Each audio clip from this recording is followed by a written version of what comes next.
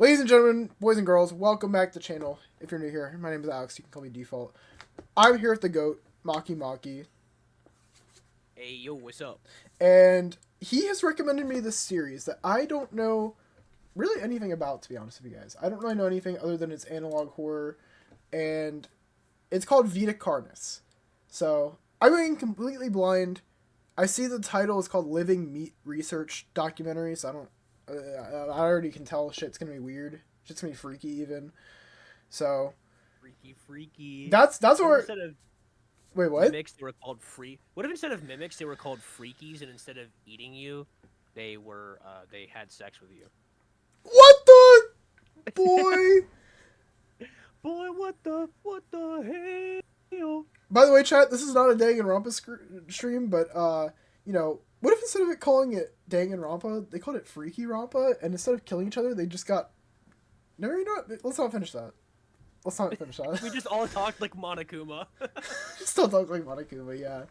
So, but yeah, we're gonna jump right into this. I don't really know what to expect. I mean, probably gonna be spooky, probably gonna be scary. We have reacted to Urban Spook a little bit on the channel. We watched the one video on the Halloween stream, and I know people that were not the most happy about that. Understandable, I guess, because I don't know, edgy for the sake of being edgy. Ooh.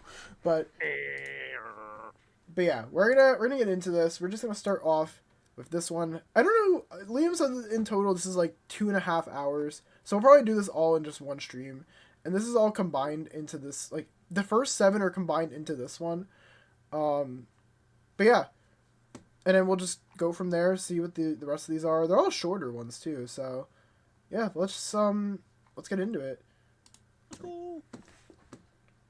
I'm gonna pull up the YouTube chat. There we go. I'm gonna say this real quick, though. Dude, the OST, or like the, not the OST, but like the fucking, the soundtrack for this video is like it's so fucking good, dude. It's so good. Really? Oh yeah, it's pretty peak. Alright. Wait. So what does that say? Video talks about and shows imageries of graphic content continents.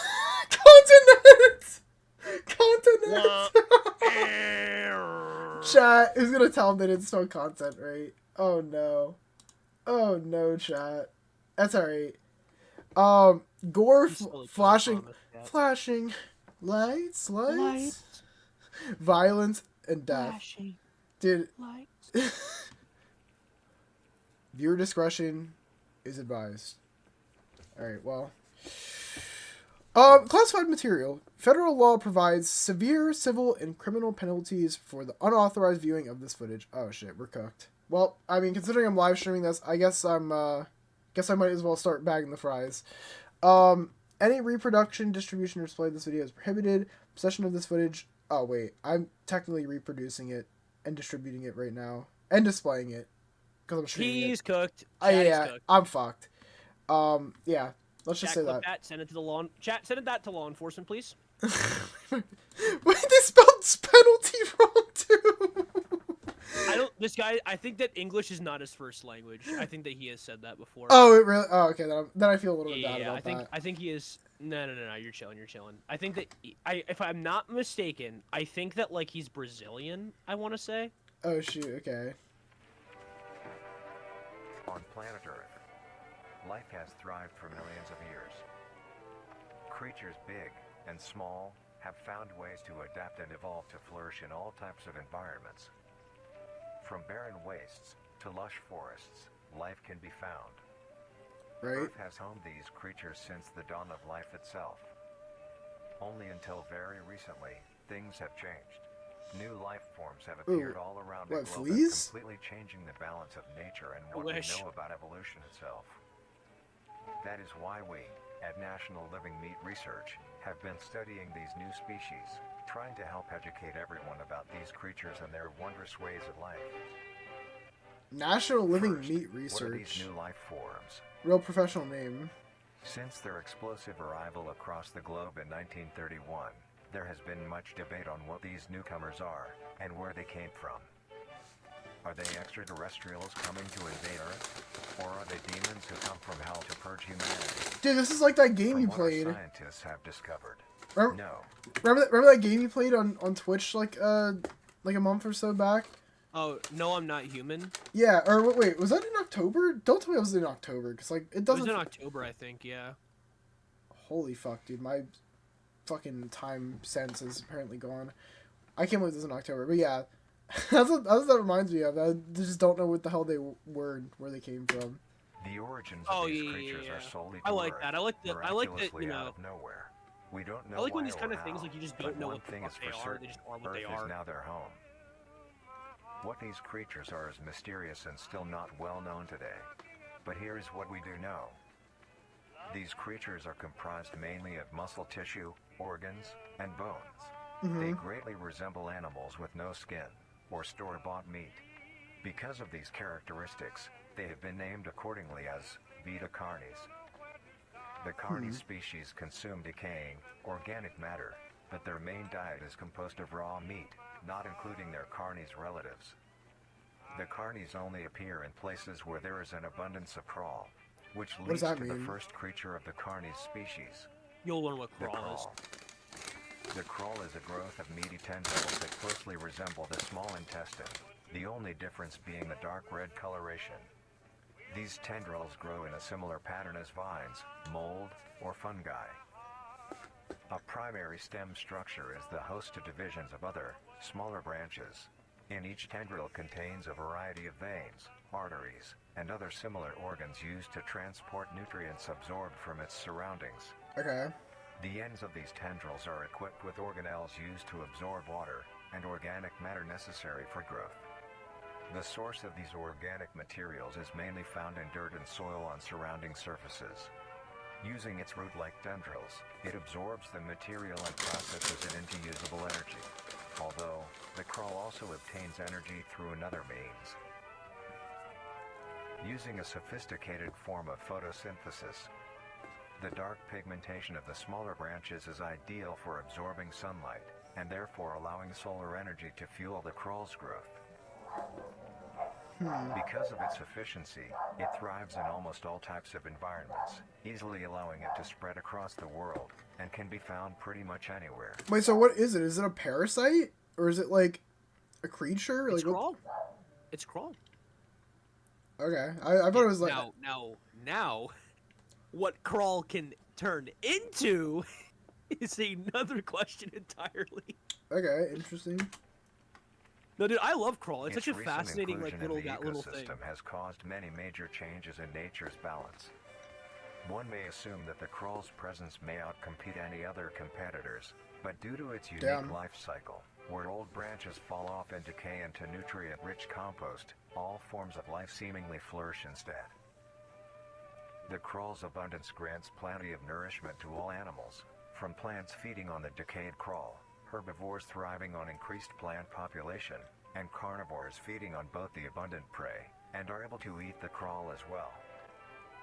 The presence of all these animals leave behind waste, which will be broken down and consumed by the crawl, and the cycle begins again. So, the crawl is literally just a, what do you call it? It's like what mushrooms are. What the fuck are they called? It's been a while. Fungi. Yeah, I guess it's a fungi. This form of symbiosis leads that's a to good an way of environment describing it, where yeah. all populations thrive. Dude, it's still so weird thinking about, like, a Humanity meat also vine uses being the crawl outside, to though. our advantage. That is kind of interesting. Because of the supernatural rate of growth and its richness in nutrients, Oh, what it the has hell? been sustainably cultivated into I domestic will- farms. The if you crawl want is to pause quick, harvested and there's a lot of moments where, like, there's, like, glitches that, like, share something, and I believe I have. They're only in these first 5 videos, and I believe I remember what all of them are. So, you don't you can go over it if you want to try to freeze frame it. But it goes over how crawl, an abundance of crawl, like, hovered over a radio tower.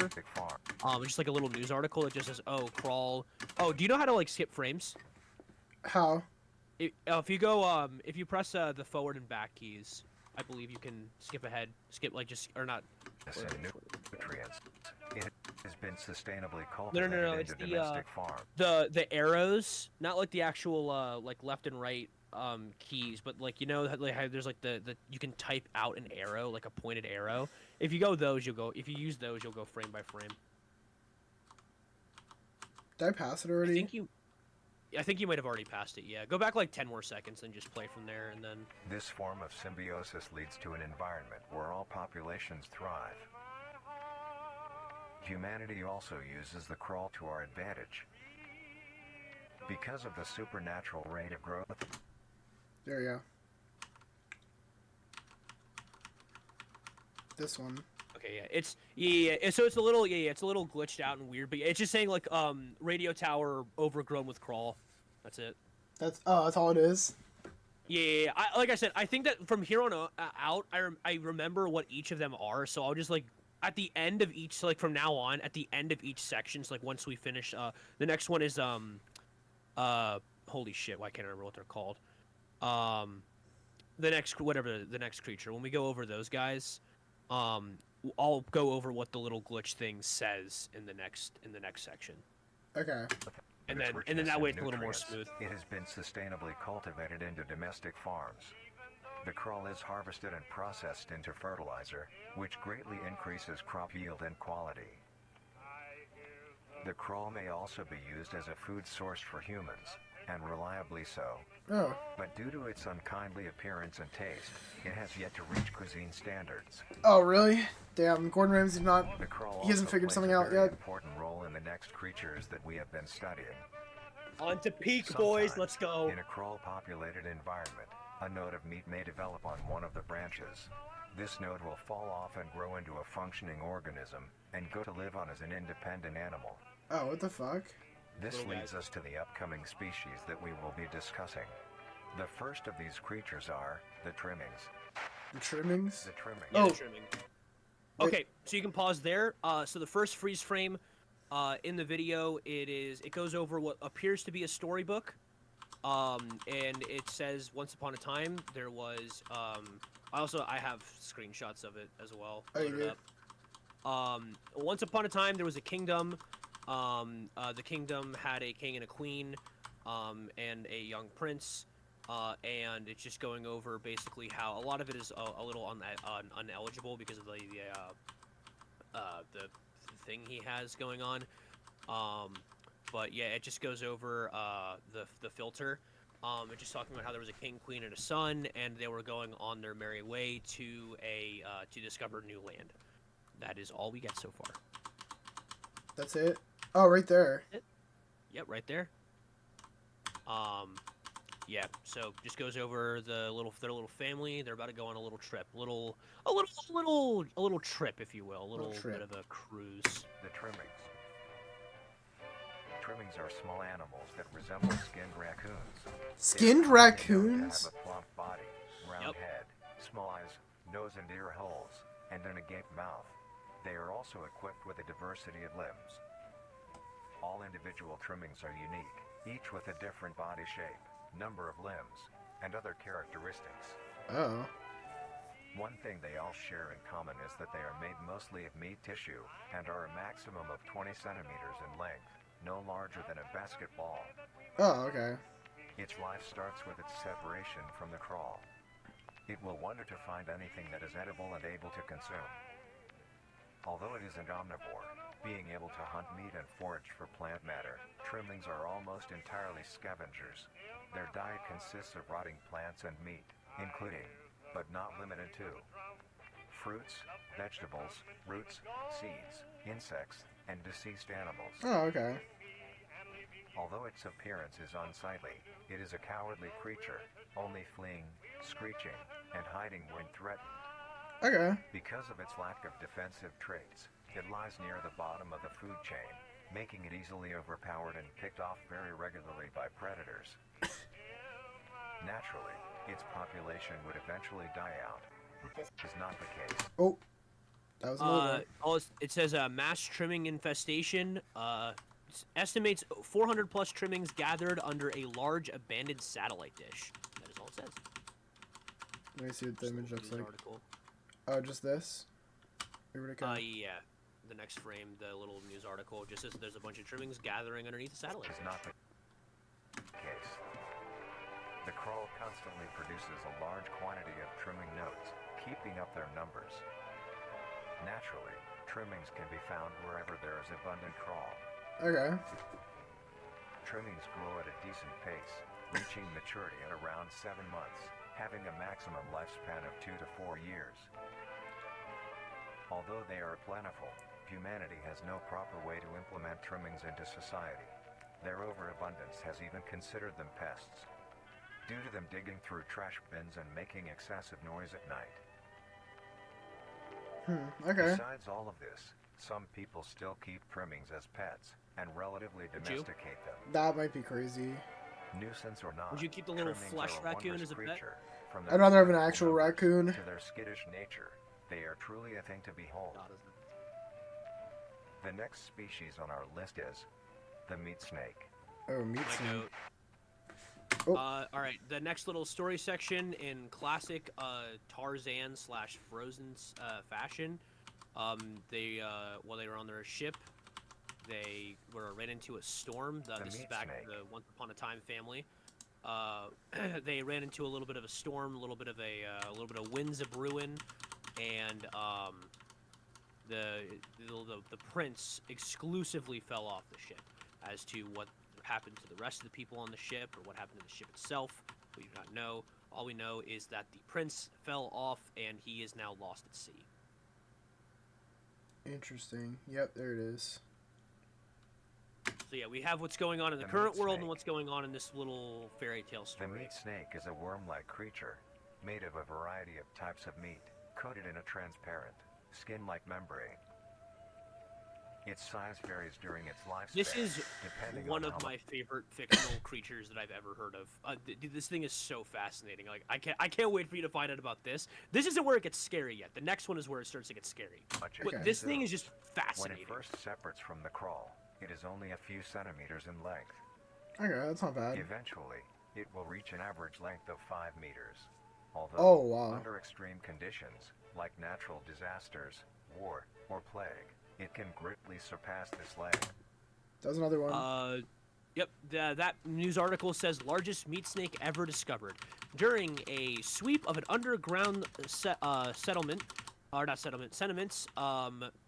during meandering the World War, a massive meat snake was stuck inside a underground sewer system, being almost 40 meters in length, and it is believed that there is like some cult activity responsible for the creature.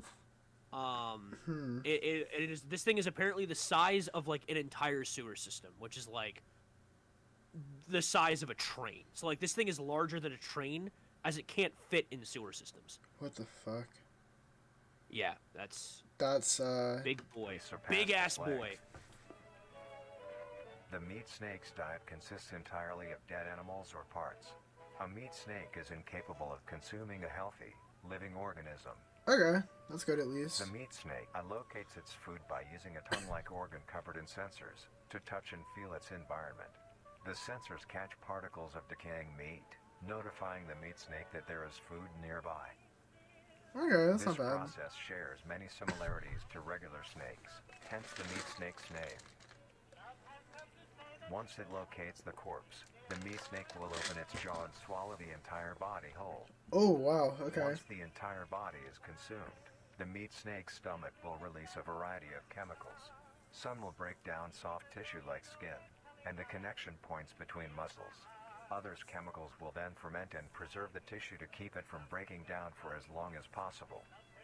After that, the remaining flesh and bones will move along the meat snake's tract and slowly be implemented into its own structure, extending the meat snake. Oh, shit, okay. Unsatisfactory parts like skulls, pelvises, hair, and fingernails will be excreted. Speaking of skulls, the meat snake will take the skull from the consumed organism and use it as its own. Each meat snake has its own skull, each corresponding to what that one has consumed. During its lifespan, it will swap or replace these skulls if needed. That's interesting. A meat snake's lifespan it's depends entirely cool. on how much a meat snake consumes. The longest one has lived for was 28 years. The meat snake has no predators and is immune to disease due to its preserving chemicals. The only significant ways a meat snake can die is through starvation, burning, or complete destruction of the meat snake's membrane coating. Interestingly, the meat snake is the only member of the Carnis family that is able to reproduce. When a meat snake reaches an excessive size, and is in the conditions to do so, it will commence mitosis, splitting itself in two. Then the now two meat snakes will go on their separate ways and live on as two distinct organisms. Wow, okay. Meat snakes can only be found in moderate temperature climates, not too hot, not too cold. Their population depends entirely on the amount of corpses available. Where there is death, there are meat snakes. Interesting. Humanity will use them to our advantage. Meat snakes are a very efficient and clean way of disposing of any meat products. The preserving fluid within the meat snake's body disinfects the carrion, preventing the spread of disease. Humans use meat snakes in butcher shops as a waste bin, dispose roadkill, within war on the battlefield to dispose of festering bodies and parts, and within ships to dispose of deceased animals.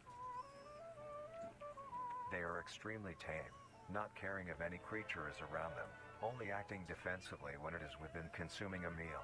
Oh, that's not this means bad. They are very easy to tame. Overall, meat snakes are a marvelous creature with a very interesting way of sustaining itself.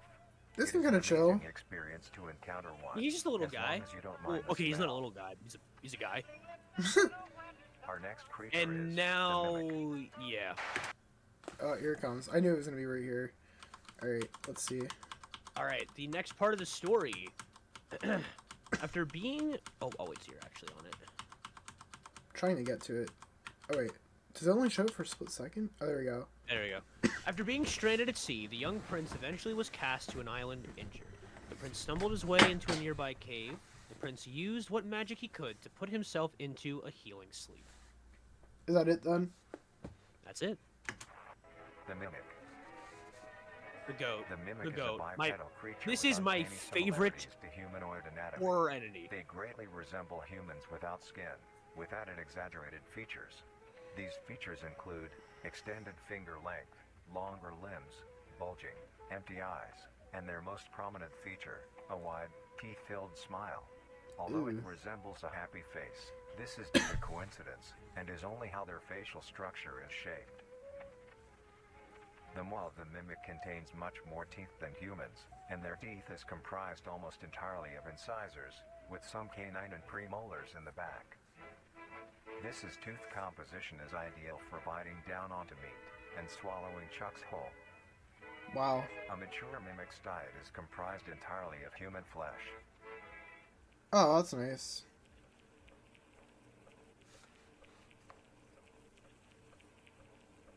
Because of this, they are found solely around human-populated areas. The mimic's life cycle is made of 3 stages.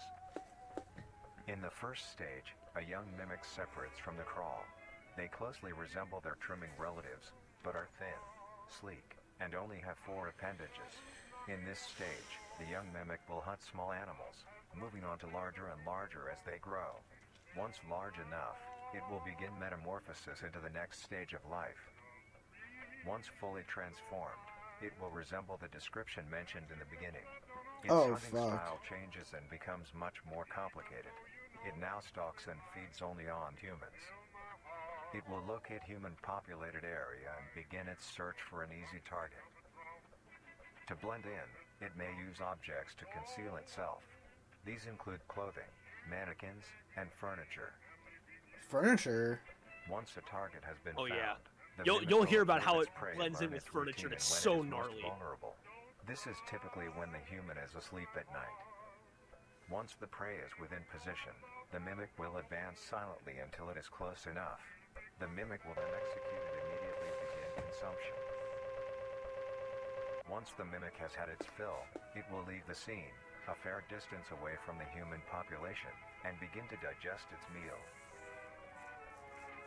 Although, in the case that a human is awake, a mimic will use a variety of sounds to either lure or startle prey into cornering themselves.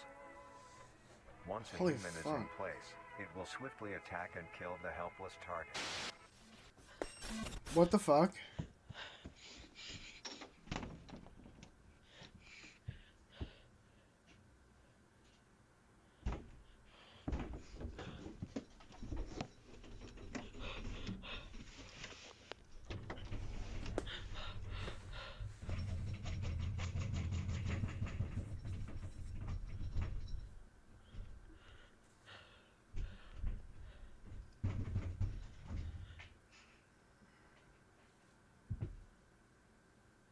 Bro, what?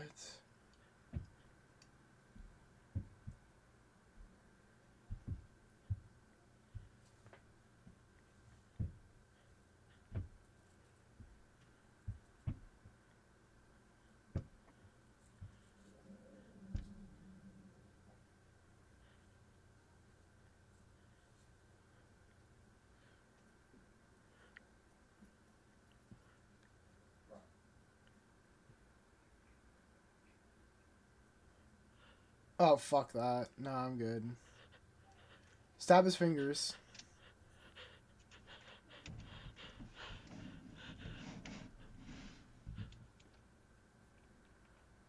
Oh, hell nah.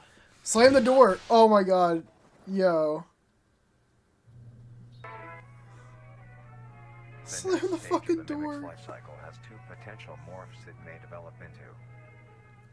If a mimic has a consistent supply of food, it will develop more human-like features. It will grow skin, hair, and by the end will look nearly identical to a human being. Okay. It now can blend entirely into civilization and lure other humans more effectively. The second. Wait, what if a mimic just leads on a fucking another mimic and just like he just like goes to lead him on and just like...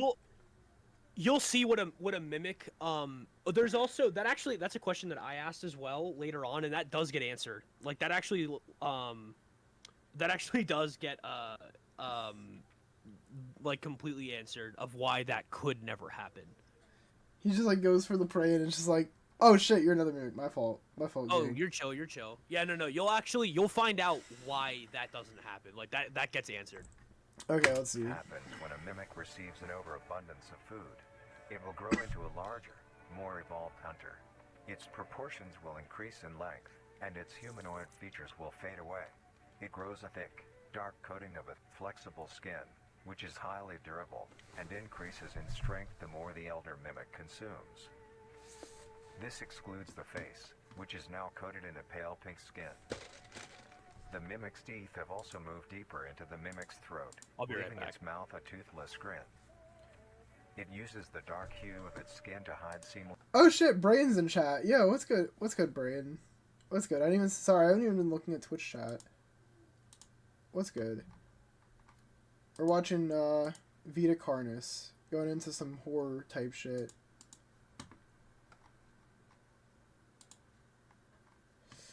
Okay, let's let me see.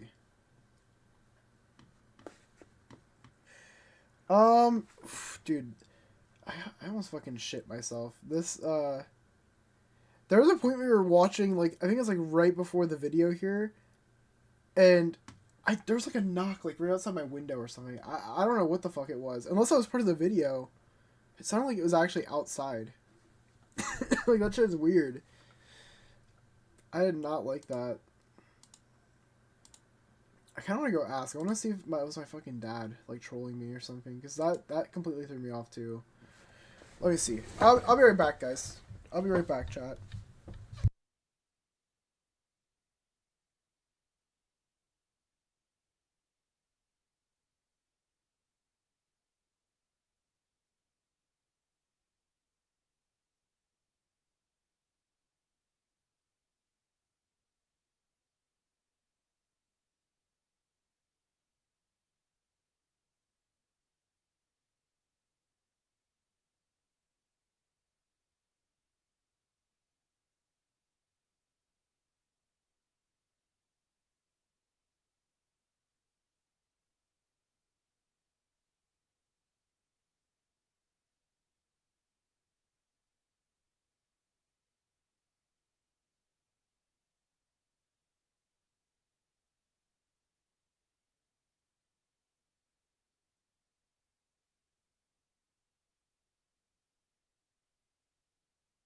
Alright, I'm back. Dude, yeah, I don't know what the fuck that was. That's weird. I don't like that. Wait, were we at 1704? I want to check. I want to see. That was like right around here, I think. And begin to digest its meal. Although, in the case that a human is awake, a mimic will use a variety of sounds to either lure or startle prey. that a human is awake, a mimic will use a variety of sounds to either lure or... Oh my god, okay, that was part of the video. I was like, holy shit, that scared the fuck out of me.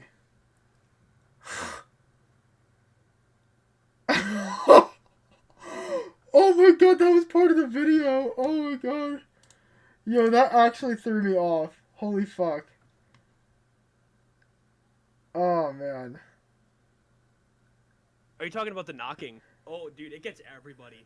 Dude, It literally gets everyone. Dude, no, I thought that happened at the same time. Like, I was literally looking over. I was like, is someone knocking? Like, I literally just went downstairs and asked my dad while you were gone. I was like, did you knock at the window?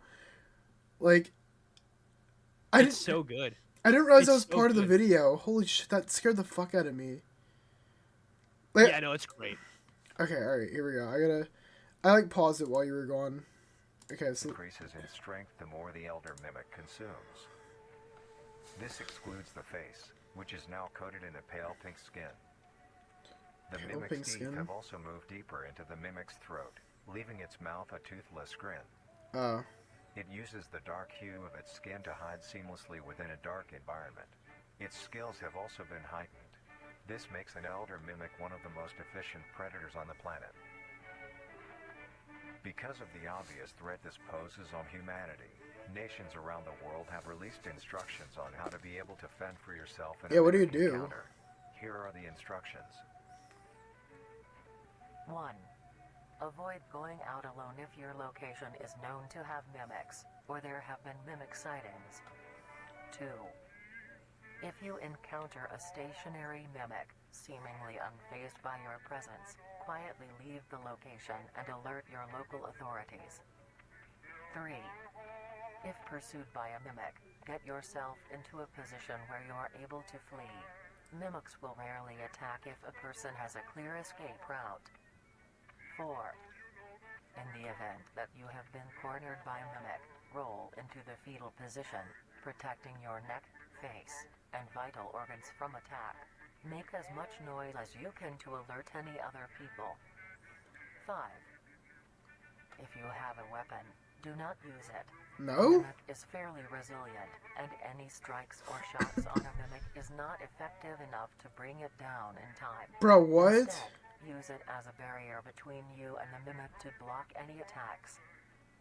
Bitch said 6. parry that fucker. In a situation where a mimic is hunting in the immediate area, and is not aware of your position, hide somewhere low, like under a bed or behind other furniture. A mimic will not linger too long to search for prey, and will move on. Be safe, and avoid any encounters with a mimic at all costs. Next up, the Harvester. Oh wait, The Harvester. why did that not...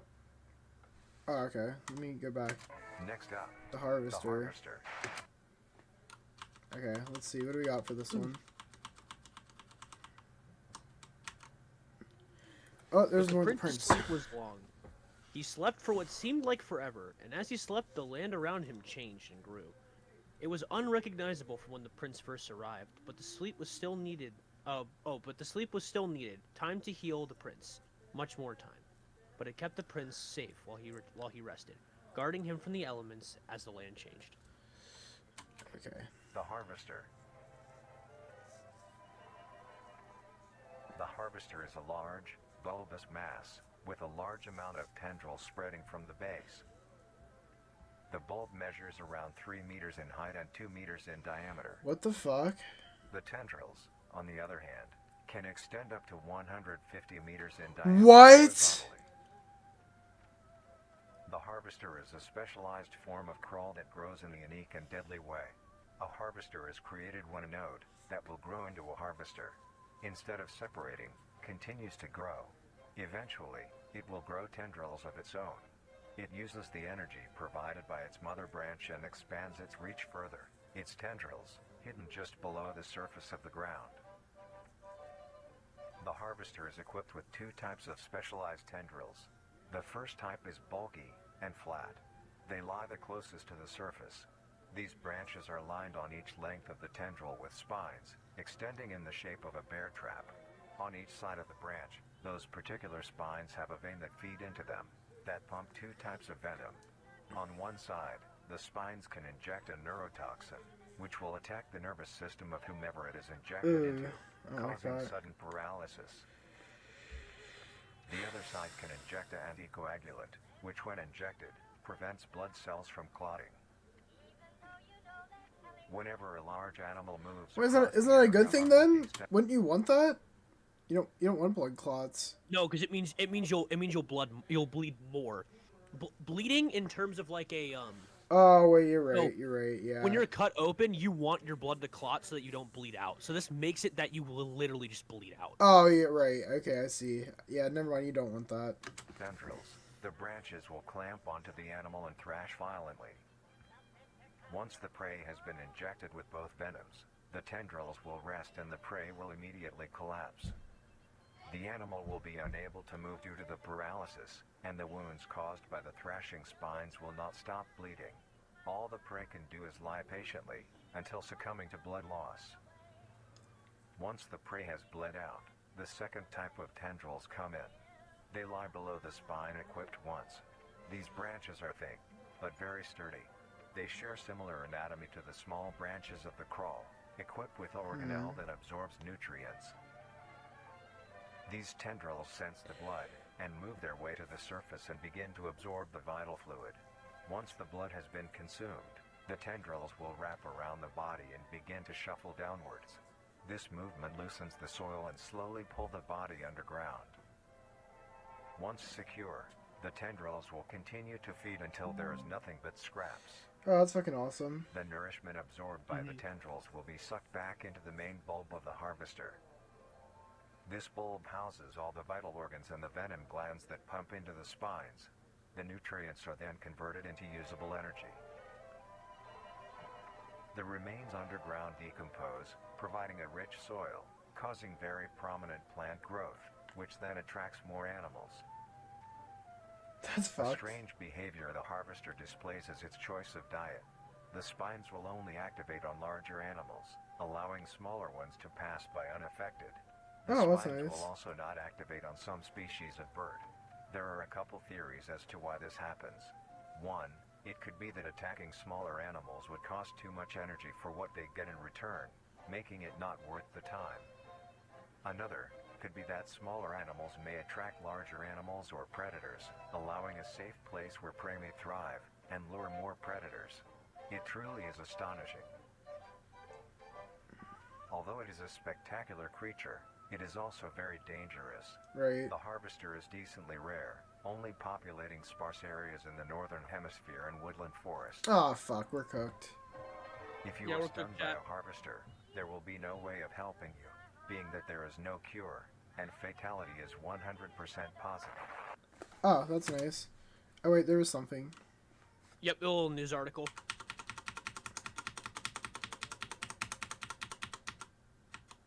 Did I miss it? No, keep going back. You're good. He likes to do a little glitch. It'll pop in and out of frames. You just keep going back frame by frame, and you'll get it. There you go. Where'd it go? Why did... Try going forward again. There we go. Okay, there we go. It just literally says, family attacked by harvester while hiking. Authorities refuse to handle the harvester. Oh, that's So nice. that's, yep. The best thing you can do is avoid encountering a harvester in the first place. If you are hiking, take note of any warnings or signs saying that there are harvesters around.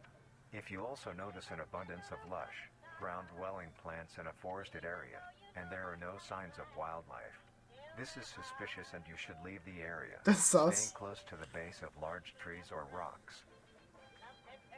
If you find yourself in the middle of a harvester ground, do not panic. Sudden movements may activate the tendrils and will inject you. Although a harvester is rather forgiving, do not risk any skittish movements. Remain calm. Yeah, but it's not like a fucking animal, or, well, is it an animal? Like, what the fuck is it? It is. It's an animal. It's more plant-like, I would say, but it is an animal technically. Because, like, what? It's not like it's gonna... Doesn't it just have those things just lying around? Like, if you step on it, you step on it? Like, it's not like... It's not like They won't always activate, because like if your movements are very light, like if you don't put all of your pressure into one step, like kind of like how it said, like, it will ignore smaller animals. It's not like it has eyes. It's all sensors. Like, Yeah, if you don't exactly. like stomp on it, if your movements are gentle, it'll think that you're something small, and it'll be like, oh, this is fine.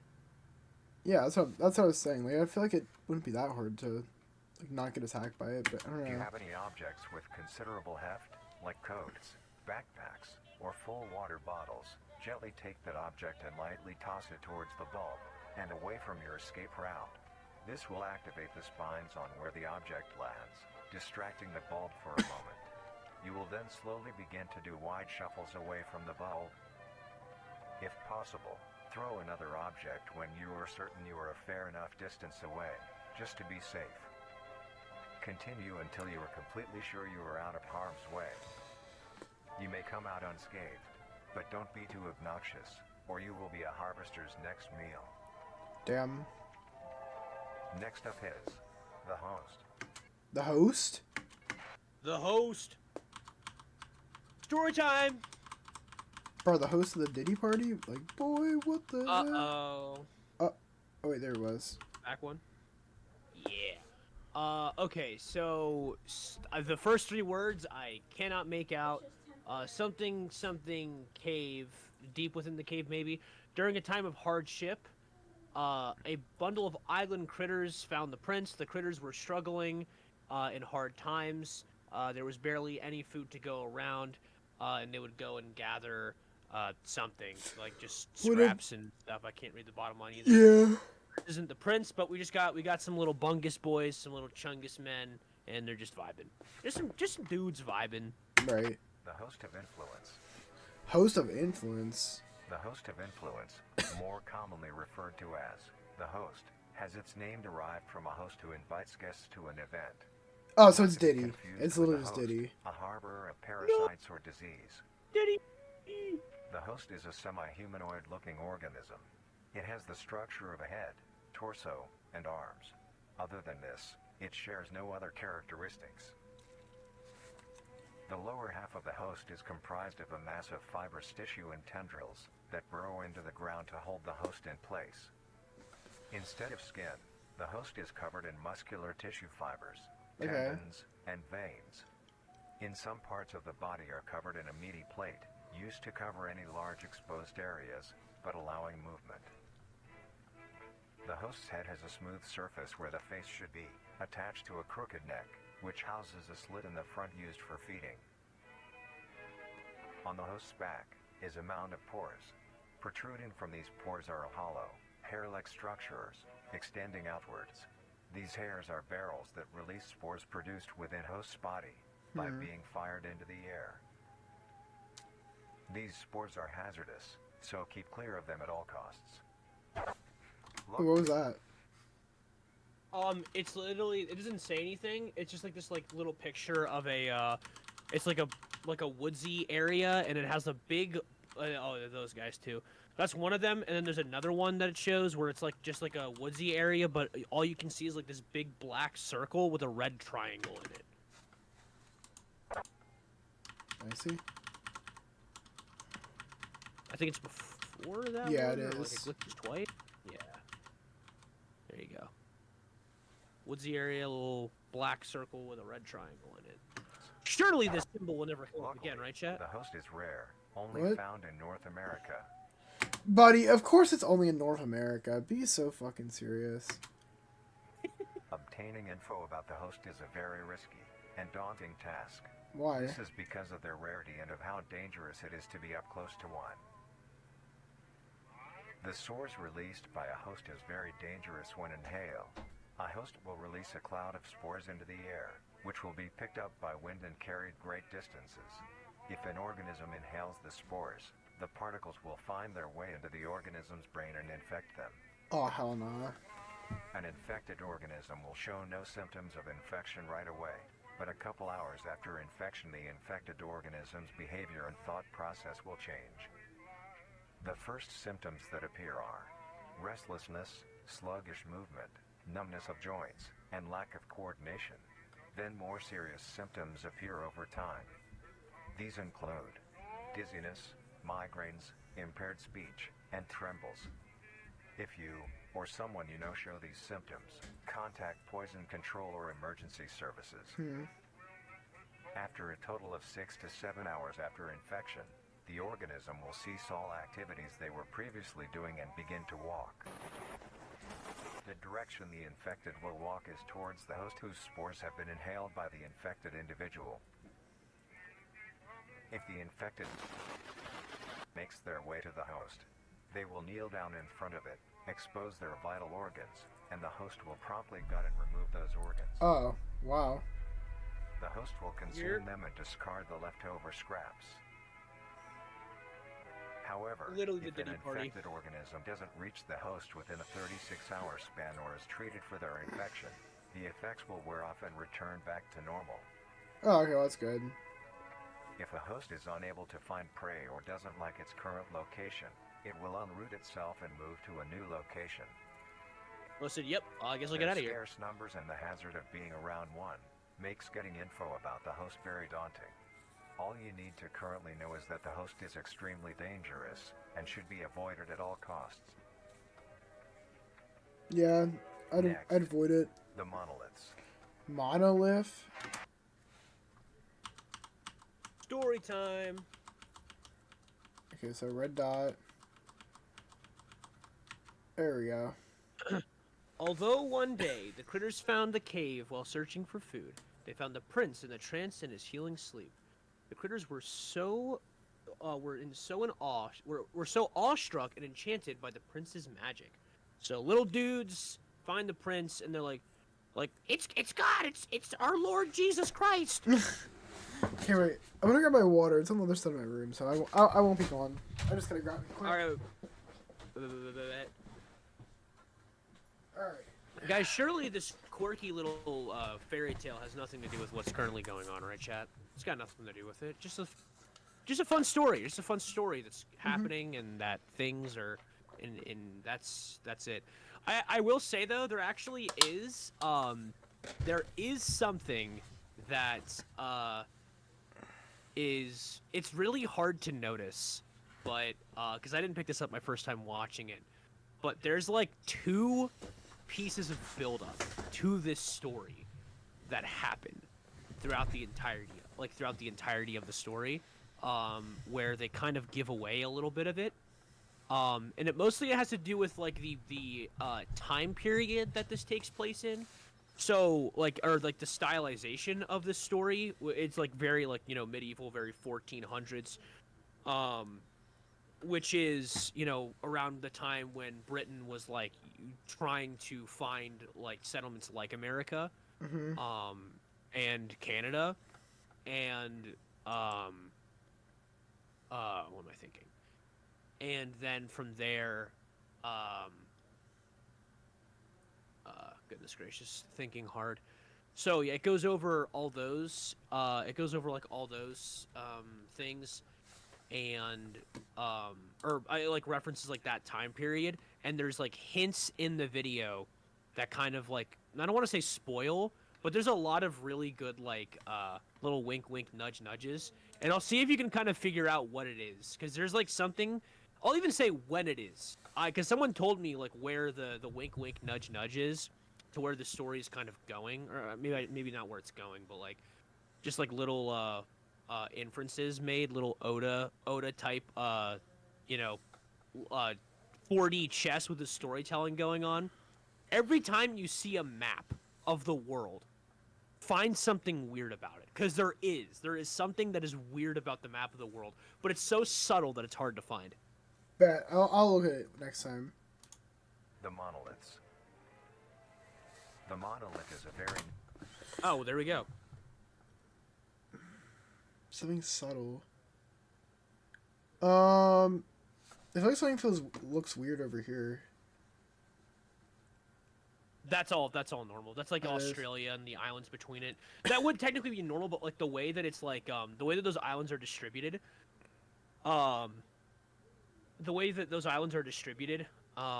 it's like that's kind of just how it is. Like that. There's nothing unusual. That's not where the unusual thing is. What about near Florida? Why is there like an extra little dot right there? That's like Bermuda. and shit. You're close though. You're very warm. You're very warm. Is it the lakes? No. No, that's just glitches in the filter. It's something... warmer though. What's gonna be something over here from America? Like you are warmer by going north. Well, this or that's probably glitched as well. No, that's it. There is no island in the Hudson Bay. Wait, oh this? Yeah, there are no islands in the Hudson Bay. Oh. 0. Oh, interesting. Very subtle, very subtle. But yeah, that is a just brand new. June of 1972 in the area of... Yeah. Well, it also highlights it right there. Yeah, that is literally not a real place. That does not exist. Oh, interesting. Okay. Is that like... Every single map shows that little portion too, yeah. 28, 25. I'll remember that when we go back. See if you want to try to find another map. I just saw it on the Mimic one. It's kind of towards the beginning because it's like when it talks about where their ecosystems are. Should be anyway.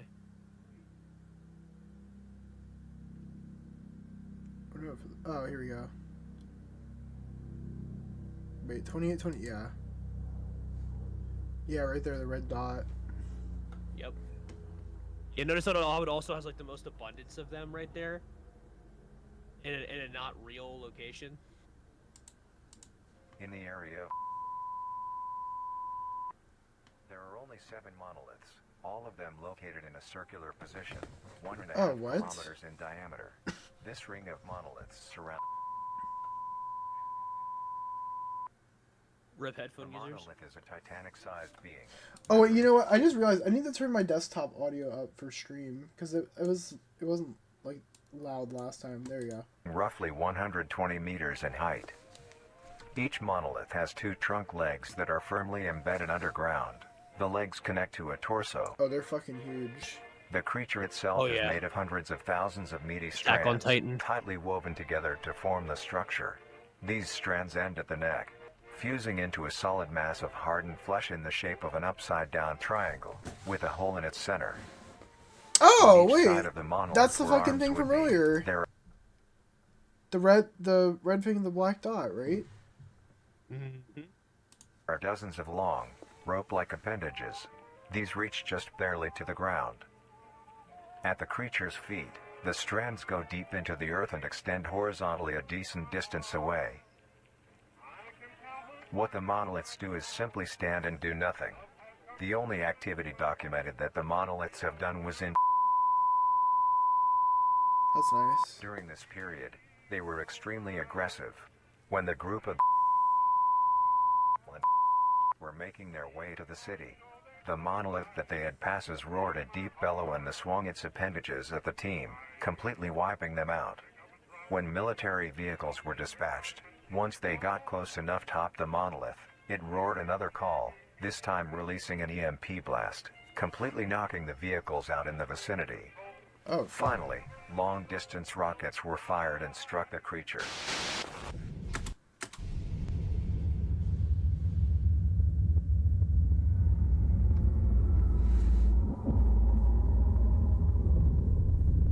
Oh, okay.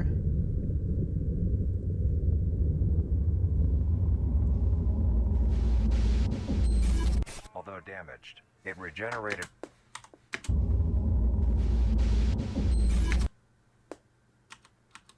Just a little peek of the boy.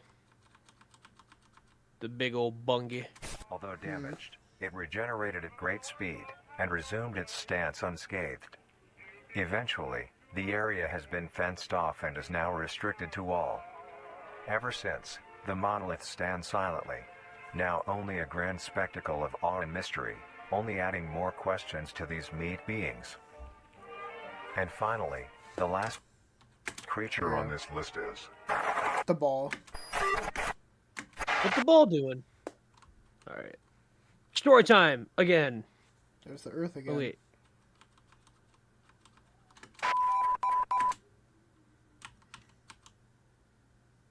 This one is possible? really hard to read, but if I'm not mistaken, it just kind of goes over like the critters being like, "Hey, yo, who the fuck is this guy?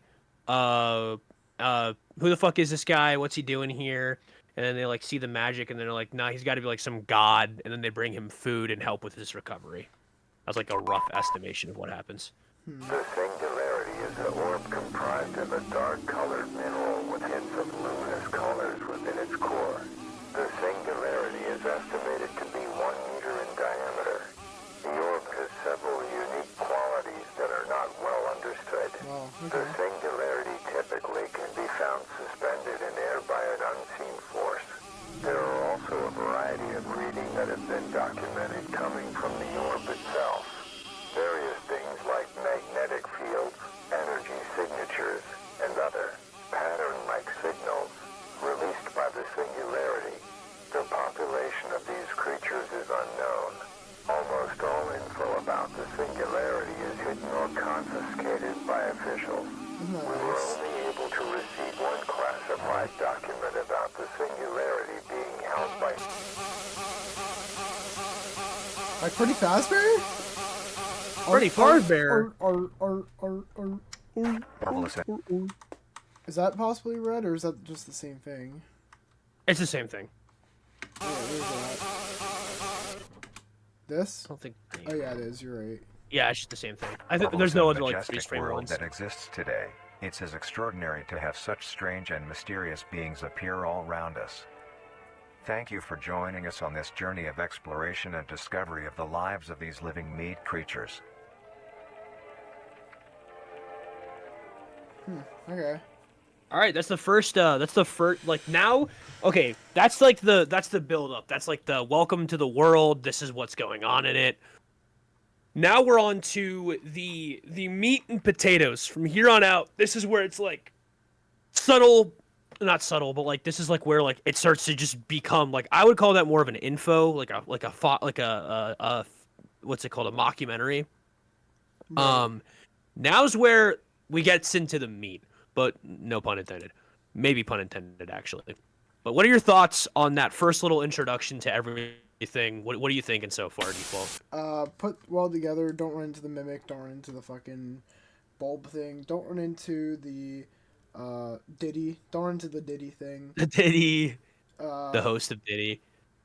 The other things don't seem too bad though, other than the orb. But you don't even know. Let's you go, got dude. the Yeah, orb. no.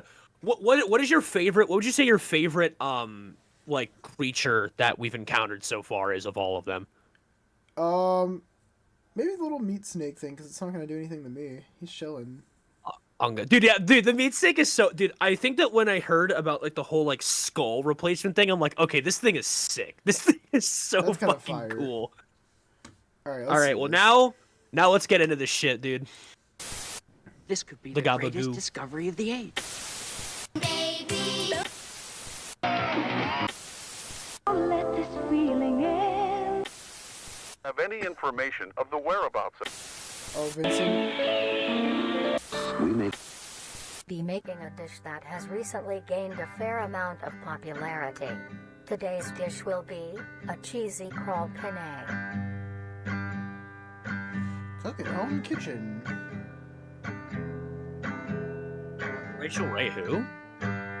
To start off, these will be the ingredients you will need. 3 cups of penne pasta. Roughly 3 cups worth of fresh crawl. Try to get a variety of sizes when you buy yours, or when you harvest them yourself. Oh, okay. 1 cup of cheese. Half a cup of green onion. 1 teaspoon of salt. 2 tablespoons of Cajun spice. 2 tablespoons of parsley. 1 tablespoon of dill. 1 tablespoon of garlic. A pinch of pepper. And finally, the most crucial ingredient. Nutrier Company's newly released flavor enhancer.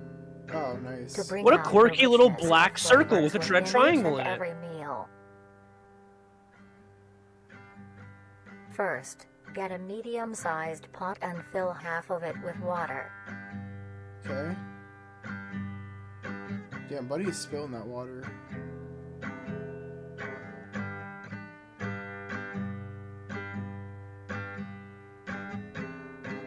Add a pinch of salt, which is used to help the pot come to a boil faster and help flavor the pasta.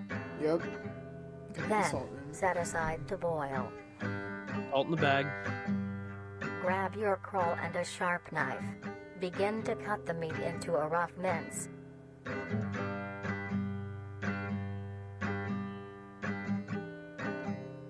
What the fuck?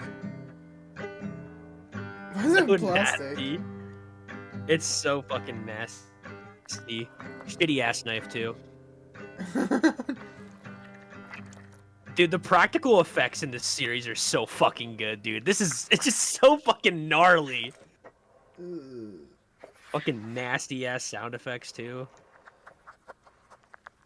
Crawl is soft on the outside, but the interior has a surprising sturdiness. Mmm, yummy. What the fuck I wonder what he actually used for it. Then, gather the I don't meat know, and set actually. aside.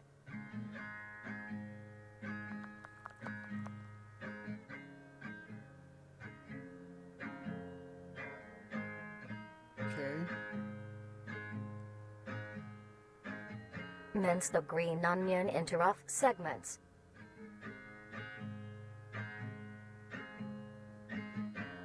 Alright. Take this mince and set aside as well. Next, grab your skillet and preheat with some oil.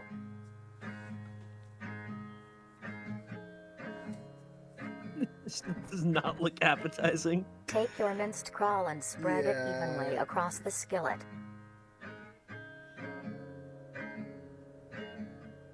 Stir occasionally until crisp and brown.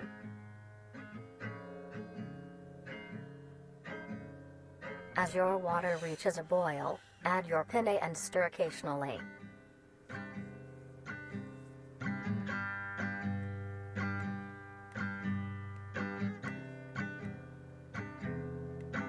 Cook until soft. At this time, your crawl will be brown and crisp.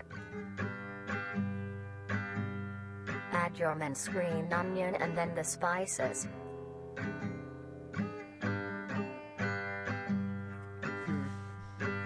Mix well. Once your pasta is finished cooking, strain it.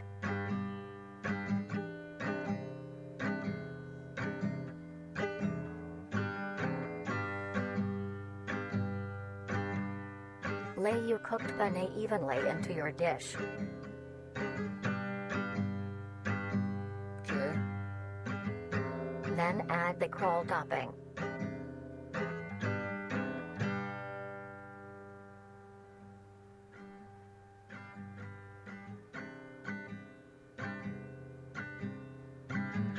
Sounds like a hamburger to me. Sprinkle a generous amount of cheese along the still warm crawl for it to melt. I love this shitty guitar so much. At this point, I'm using a finish shitty preparing guitar. the dish with your flavor Yeah, it's like enhancer, out of and tune. allow your dish to cool to a temperature below 60 degrees Celsius, or else the enhancer will not work. I love my spices need to be at 60 degrees And Celsius in now, order to you work. may serve and enjoy.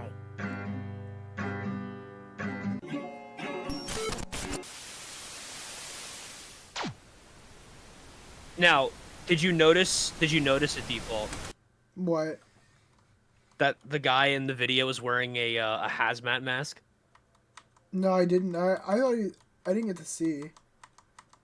There's like 2 instances in the video. I don't remember like what the exact timestamp is for them, but there's 2 instances where he ducks his head. Yeah, there we go. Is he wearing a hazmat mask? Lay your cooked Yeah. penne evenly into your dish. Yeah. Wait. Yeah, look at that. It's got the fucking filters on each cheek. Oh, that is a hazmat. I thought that was his hair for a second. Nope. It's fine though, chat. Don't worry about it. Then, melt. Just a coincidence, right? Right, chat? Sure, yeah.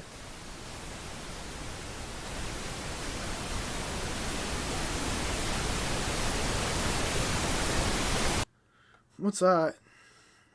Oh, just that's the black circle, red triangle. And that's the rest of the video. Wait, there was something else there. Oh, there might be actually more to the fairy tale. Hold up. I think I only had part 1. Is it? Yeah.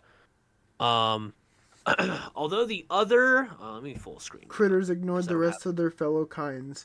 Instead, they secretly visited the slumbering visitor. They snuck what little food they had and carefully fed it to the prince, greatly hastening their recovery.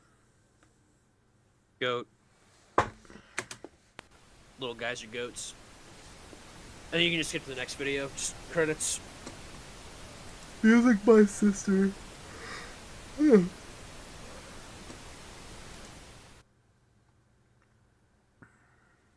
can keep watching. I'll be right back. Many people get pets for companionship.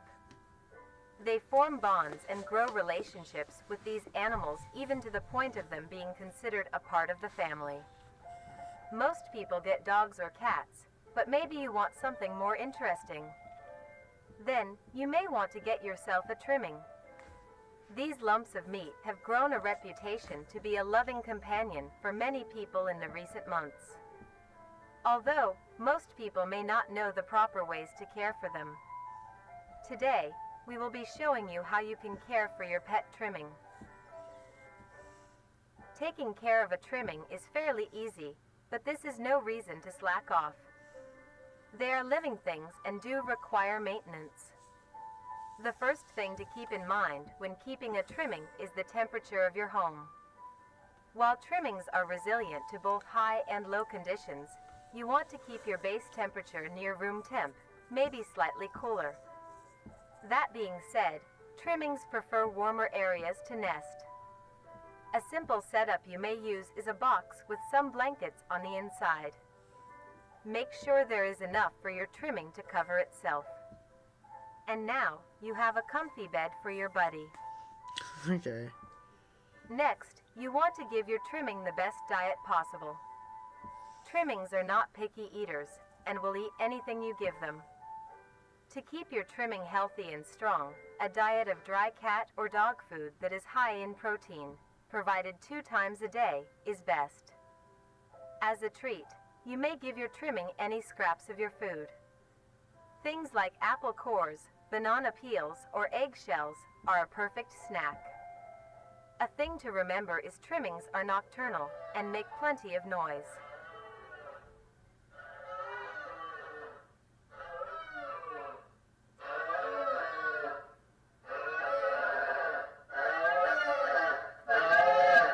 To prevent you from having sleepless nights, try to give your trimmings first meal in the late morning or afternoon. This helps them be active during these times instead. Okay. Another thing to consider if you want a pet trimming is where they will be living. Your home should have enough space for your trimming to roam around, as well as access to the outdoors, like a backyard. If not, be sure to take your trimmings on regular walks. This gives your trimming the exercise they need, as well as allowing them to meet other trimmings. Trimmings are a social creature and need to interact with others of their kind, like how they do in the wild. Okay, makes sense. When it comes to entertainment, trimmings are not the most active and aren't the best at fetch or tug of war. But here are other ways to keep your trimming entertained. Some toys that trimmings like are little items they can push, around, pull, or carry. Trimmings also enjoy things that you enjoy as well, like watching the television or listening to the radio. Oh, okay. They love seeing and listening to all the funny things coming from the devices.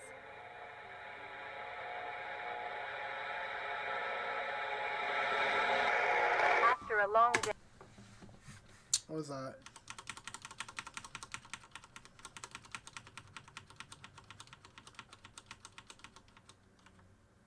Oh, it's just like a... Why does it keep doing that, bruh?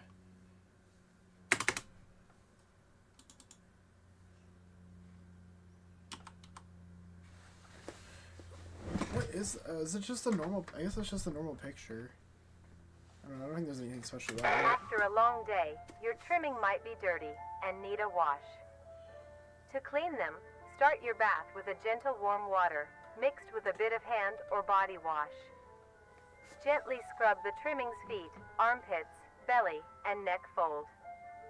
Remember to be careful around their face and avoid getting soap in their eyes, nose, and mouth. Gently pat dry with a towel when done. Now your buddy is all clean.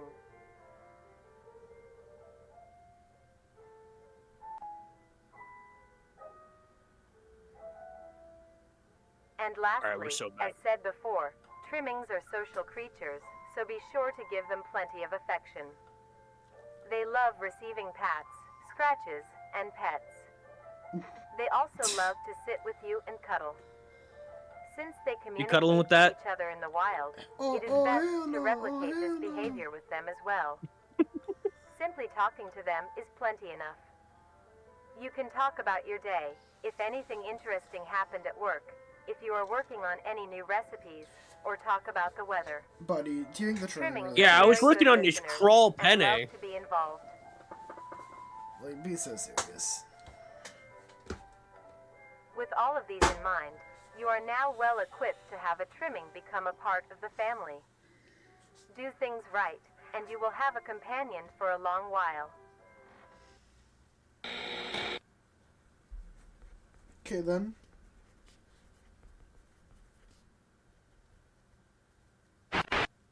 Oh! Almost missed it.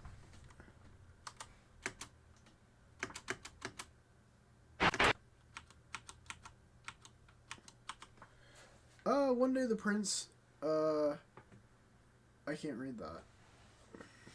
One day, the prince awoke suddenly. Thanks to the critter's assistance, the healing process was expedited a lot.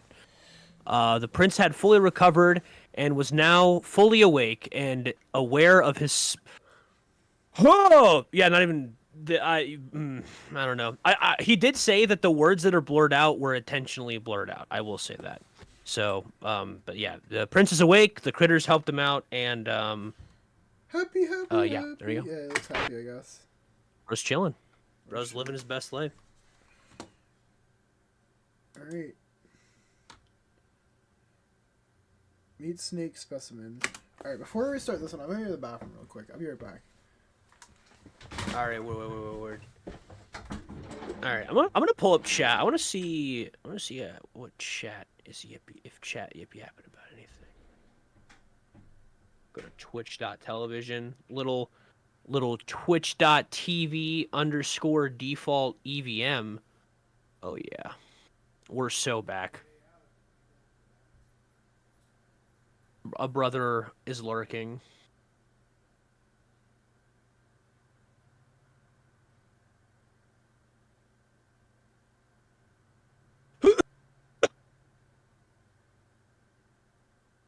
But yeah, we're oh,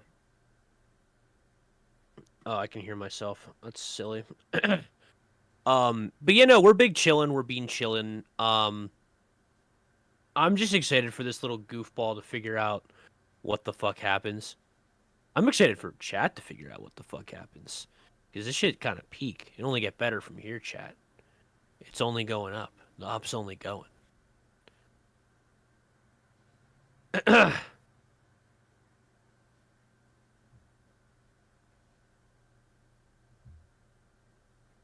Dude, I'm so glad that I also finally get this man's on some peak analog horror. Because the first thing that he ever watched was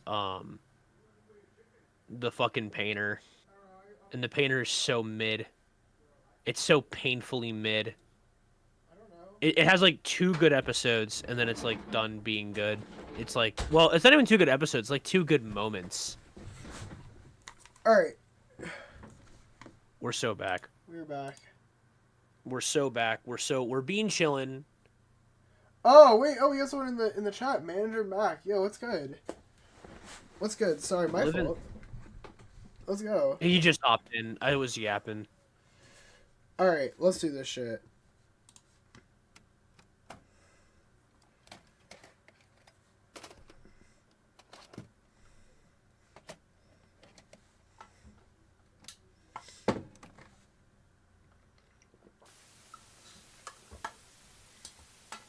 Alright, so we're back. We're going to the snakes next. Sneaky boys. Unauthorized reproduction, distribution, or viewing of the following footage is strictly prohibited. Okay, so my ass is fucked again because I'm doing all those things. Well, sucks to suck. Oh well. Stream's over. Wrap it up. In the year of 1945, with the war finally ended, the cleanup process had started. During routine sweep of an underground train tunnel, the cleanup crew made a grotesque discovery. Found completely filling the tunnel was a meaty wall, and in the center of the mass was an opening. Is this what they talked about? Am I watching the full documentary? Yeah, this is. We're watching the whole thing. We watched the whole the 7-part one. We watched all of that, and now we're watching like the single one-off ones. So is this what they were talking about in like the first video where they were talking? Yeah. About, This is like this is the danger noodle. Yeah, this is a danger noodle, the big old meat snake. Closer inspection of the blockage revealed that the mass was actually an extremely engorged meat snake. Its impeccable size had blocked off the entirety of the tunnel's path.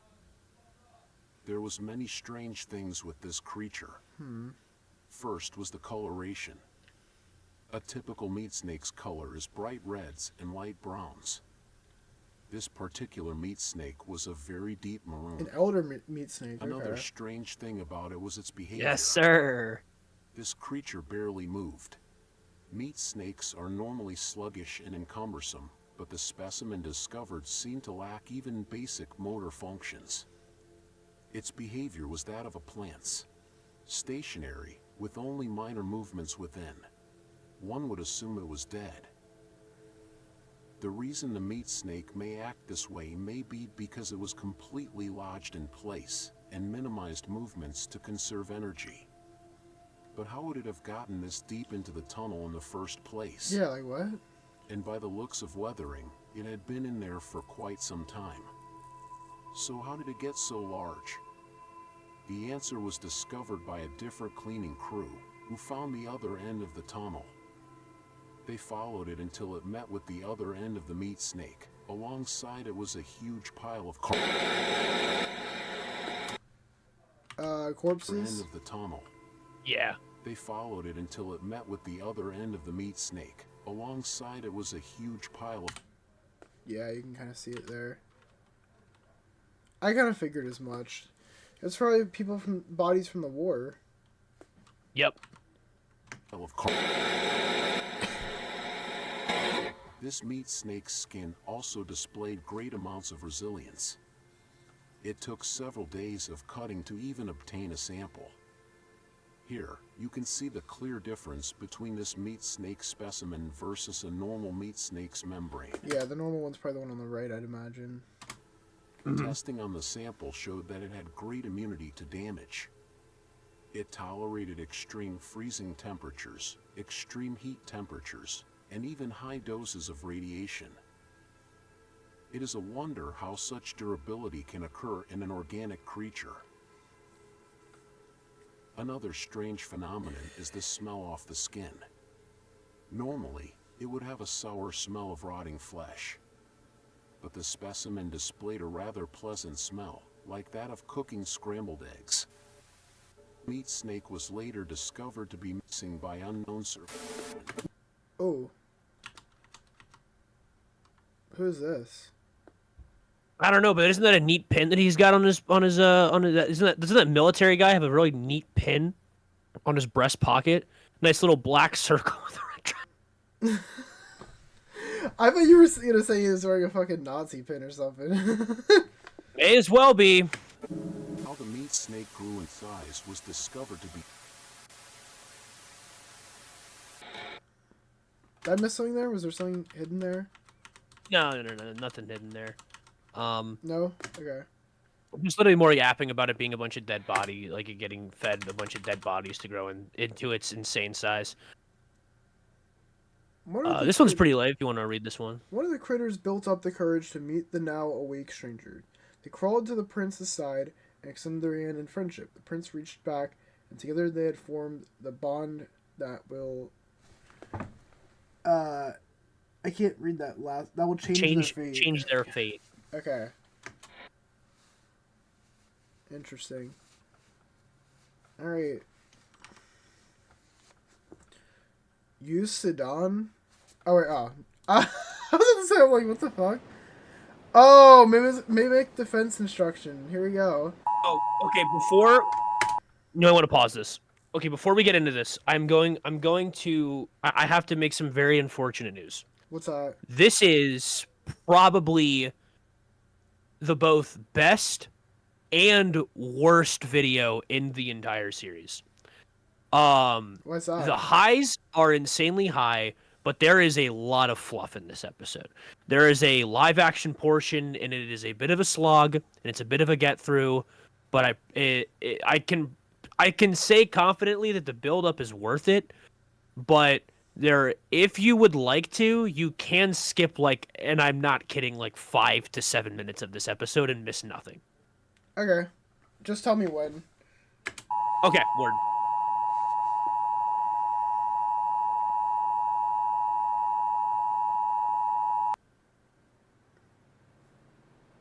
As of the time of this video's release, we have been facing a concerning increase of missing persons and fatalities on a global scale.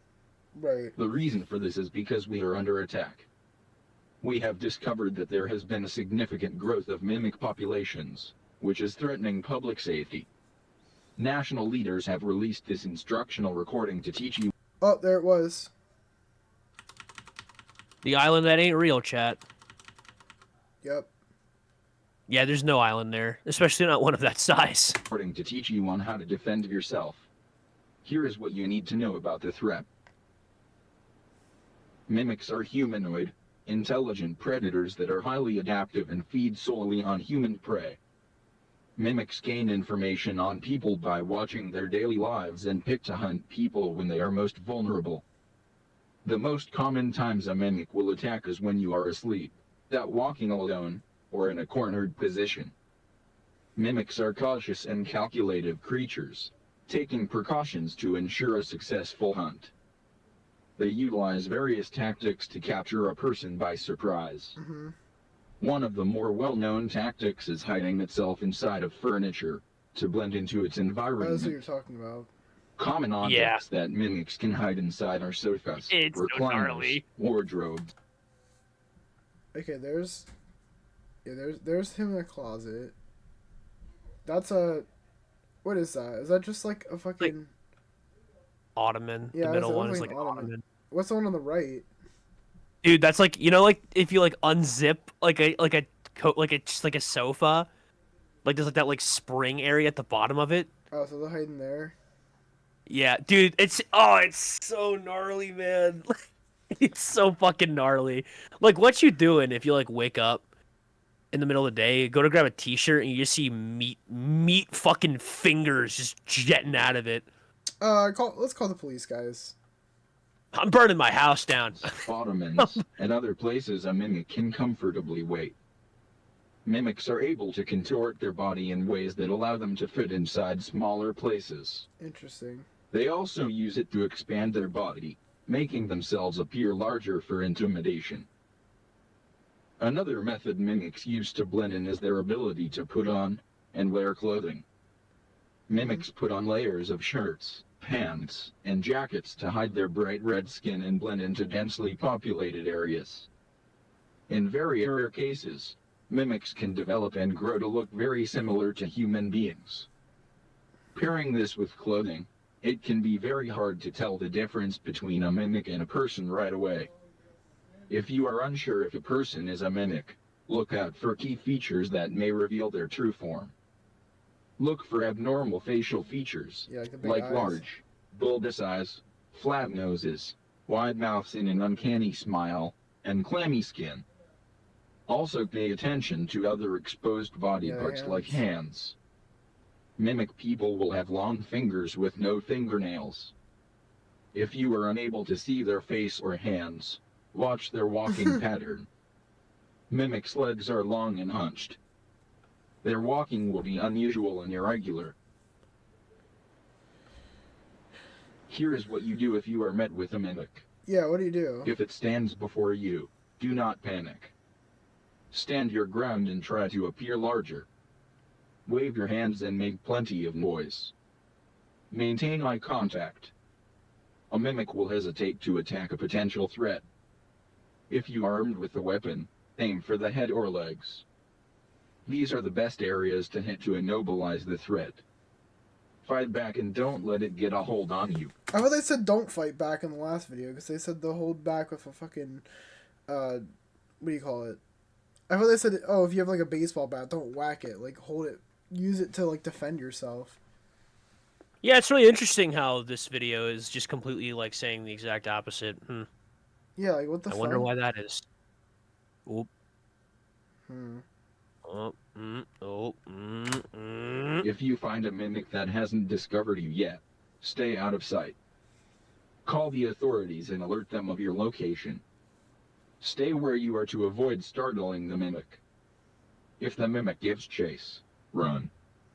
Try to get somewhere out of sight and hide. Do not leave the area. Officials will need to locate you to help. Nope. Stay low and stay quiet. With the information All right, Chad, you have I'm out of learned, there. use it well and stay safe. Oh wait, was this video made by a mimic? Is that what we're getting at? Potentially, maybe. Dude, my thought: if I see a mimic, I'm calling the police and being like, yeah, officer, there's a mimic here." And if they're like, "Oh, are you still at the location?" Fuck no, I'm in the Bahamas. I left. I'm out of here. Oh, this is the part you said I could skip. I not think yet. that this is where it starts. Not yet. Evidence tape, Christopher and Janice case, 1983. Observer footage for confidential information completed. Discard and destroy all copies of this tape immediately. I would stay in a steel box, dude. I'm getting the fuck out of there. I'm not fucking with these mimics. Got it. Let's see. Yep, it's working. Okay, this is the part that you can skip, but not yet. You need to wait a little bit. There's like a portion where they walk to a location. It's like just literally 5 minutes, like 5 to 7 minutes of them just walking. Hello. But, yo, see you, Manager Mac. Yo, thank you for stopping by. I appreciate it. Why you only have 30 minutes of tape on that? I know, but just gotta see how it works. Like, Yeah, well, I never got to use one of these. It's too bad. You were the only person who could film with me, so you're gonna have to put up with it. Fine. Get wrecked. Screw you. Screw you. Screw you. It's still way too dark. 1 sec. There we go. Hello.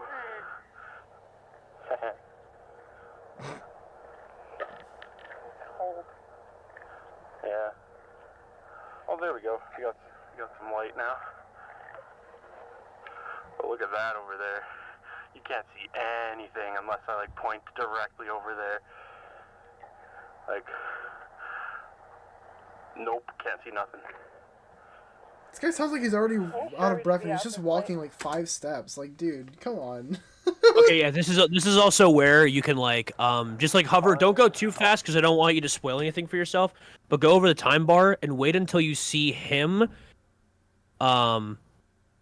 It's like just kind of him standing in the spotlight. Yeah, not there. It's like you'll see the guy's like the lower half of his body. You can go a little more forward. Here, wait, here, I have an idea. Let's do. Oh, yeah, actually that works. Where's Yeah, that? they do talk. They kind of yap about like a mimic attack in the area or like a missing person in the beginning of the area, but like the video talks about that too. It's not my fault. This guy lives Like in they a don't say fucking anything dump. that the video doesn't already Almost there. say. Just gotta get through the woods. You see it though? Hopefully I show up on camera though. Hopefully there are lights out there. Like people still live there, right? Can't be that bad. Where are they going? But Just it was just one guy. to a I don't woodsy know why. area Like, why would they get rid of everything? where the missing person thing took place. Dogs barking are never a good sign. No. The sky looks nice. Hey, those dogs are Think I barking. captured it. What the? What the, buddy? Huh? Chat, what the I skibbity? captured the ground in front of me.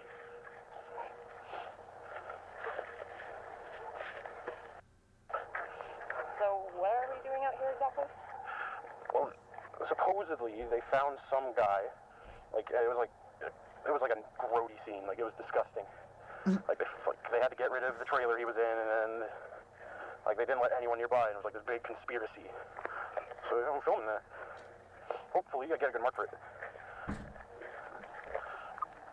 There we go, we're getting close. Yep.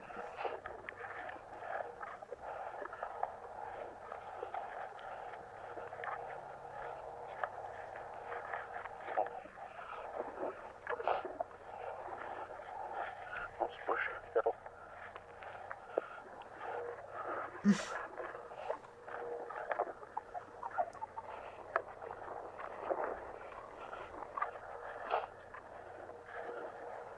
Damn, buddy's just not saying anything. You know where we're going? Yeah, we're almost there. We're on the road. We're right next to it. Like, it's literally up there. Okay. Come on. It's not too late yet. Hungry. You said that already. Yeah. I'm still hungry. Yeah, no hungry. I'm hungry. Almost there. It'll be like 5 minutes. 5 minutes, okay? Damn, wouldn't it be a shame if she was a mimic and then she was hungry for him? Uh-oh. It'd be a shame. Almost Stinky. there. Just get past the tree line and make the way to the trailer park. Then we can go home, okay? Okay. I don't want to be out here either. It's a weird place. See, we're right here. You go ahead. You can't see it then. Where am I even going? Just up here. There should be a path. Right there, yeah, right here. Okay. See, I found the path. We're all good.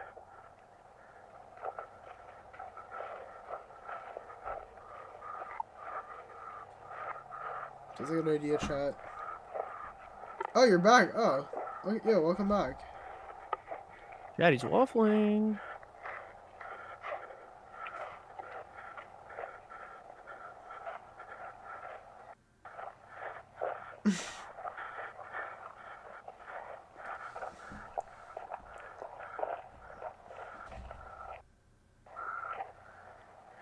So what, we're just looking at a tree?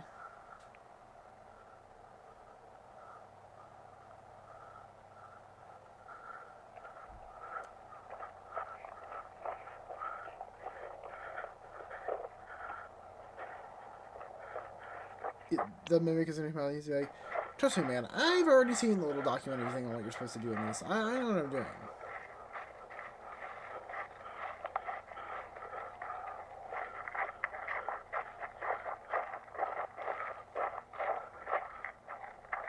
Yeah. What are we? You guys are fucked. Yo, look at this. I didn't see this on my way over here last time. Was that a car? It's cool. Like, we could get a shot of this in, like, atmosphere, you know? It just looks like tetanus to me. Hold on. One second, let me get a good lighting on that. There we go. Yeah, Oh, look at that. wow. Cool. Chat, this is a car. Chat, wow. Chat, Chat, wow. wow, chat. Wow, chat, wow. It's crazy, chat. There's the fucking car, chat. Oh my god, chat.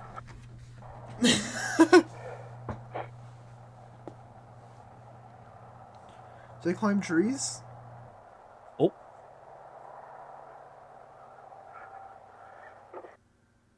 We're on the flat part now. Yeah, we're close. Trailer should be right up ahead. Wow, chat. Wow. Chat, unbelievable, chat, wow. This is where everyone was. There's no one here now, though. Not a single building in sight. Except, like, way over there. But there's no one here. It's the strangest thing. See, I see what you mean now about, like, cutting shit out, but, like, at the same time, I'm like, I don't know. This is the spot. Gotta build up to it. Yeah, this thing. Okay, so you take the camera and the light. Point at me, but don't point at my ass. The point at is what? Like a barf bag. What did she say? You look like a barf bag? That's crazy. Alright, give me a second. And we do the read.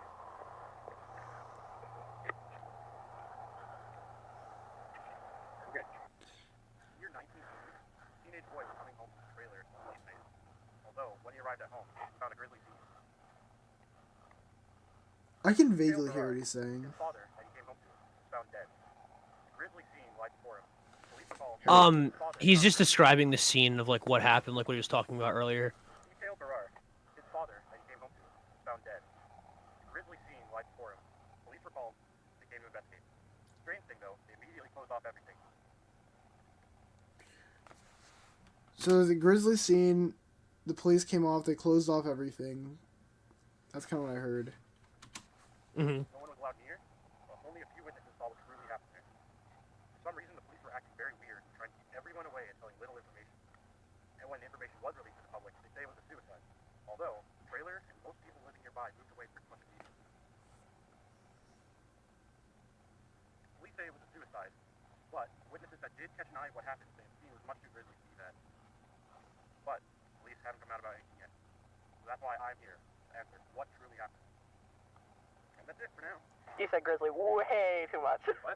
You said grizzly way too much. Too much? Yeah. Okay, shall I retry? Sure. Okay. Pause. That one turned out alright, I think. Yeah. Yeah. Wait, why is it rolling? Did you catch that? Oh.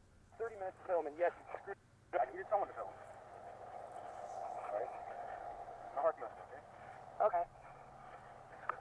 It's pretty scary out here. I know. I understand. Yeah, because, like, back there was the perfect time for a serial killer to just jump out and grab us, you know? Cut it out. Scary enough as is. Chris? Chris? Chris? Where are you? Chris! Come on! This isn't funny! Get grabbed? Chris! I just want to go home, come on! Fine, I guess I'm going home without you. I'm cold, tired, and hungry. If you want to stay out here and play games, you can. You can probably go back to regular speed now if you want to. I was about to say, yeah, that's what I was about to do.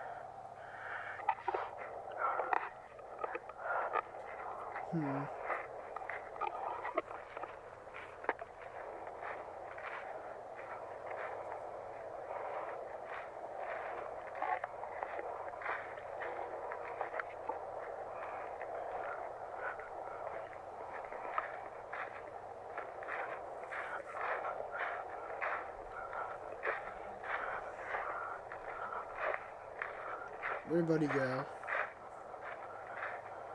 How do you just lose him like that? That's crazy. Chris? What are you doing? Because this isn't funny.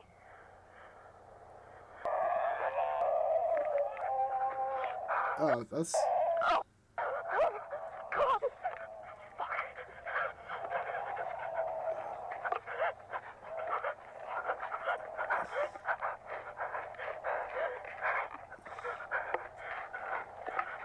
Damn. So, Buddy got cooked.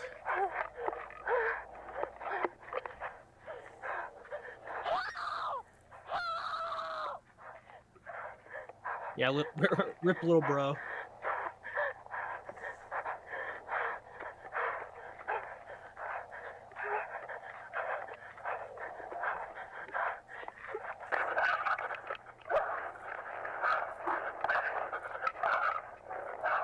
Damn, they catch up?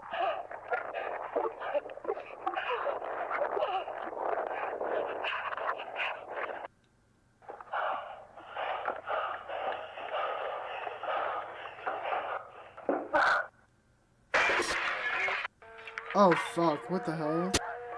Ruh-roh, Raggy.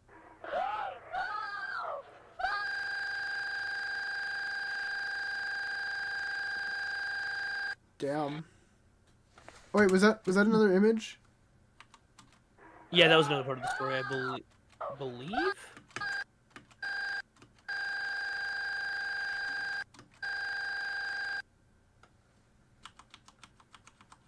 Let's see.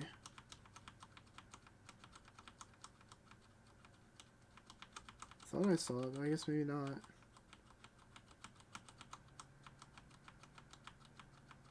Television.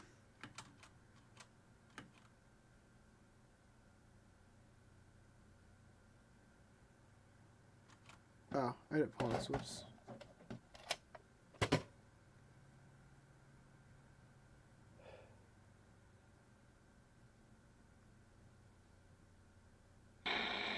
Oh, there it was. Oh.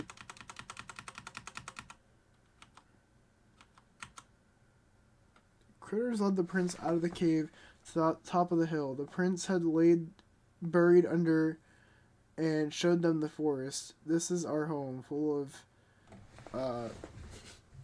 what does that say? Full of something. Full of wonder and beauty. Wonder and beauty. Although the forests struggle to provide for all the critters, and we are facing disaster. Can you help out?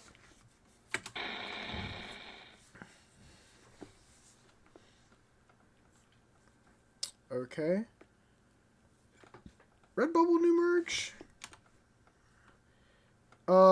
Species anomaly.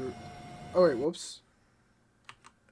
So this one's probably about the. Oh, this is Harvester. Yeah, Yeah, this is one of my favorite videos in the series. This video is so good.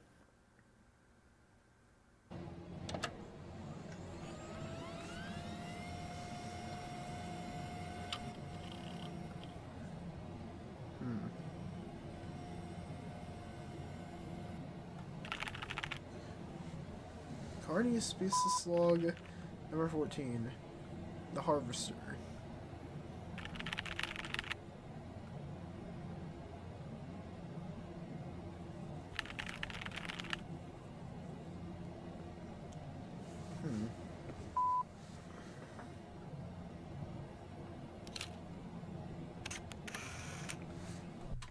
Wait, there's an abundance of them. I mean, there is a decent amount on the island, but a lot of them are more in Western Canada.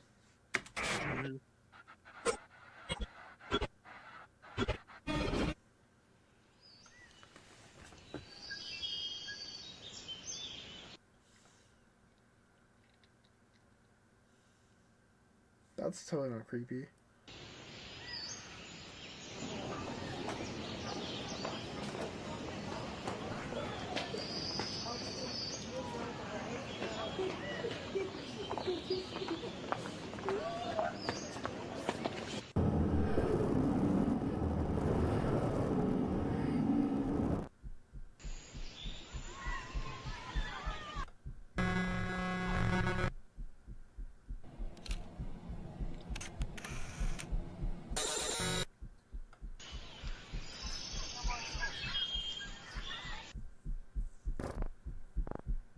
Damn.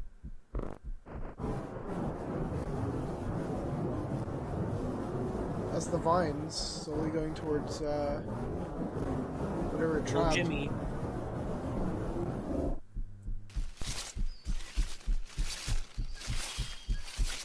This one is a little sad. Might be a little sad in chat. Headphone warning. Headphone warning. Headphone warning, chat. It's all about the scream.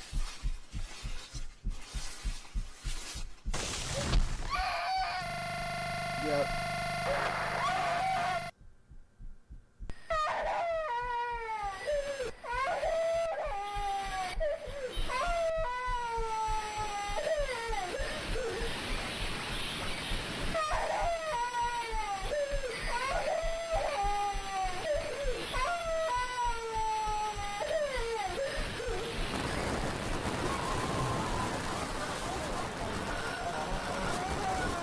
Well, little Jimmy, this is what we call a skill issue.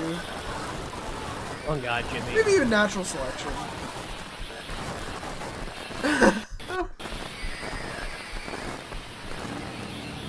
Rip. Rip little Jimmy.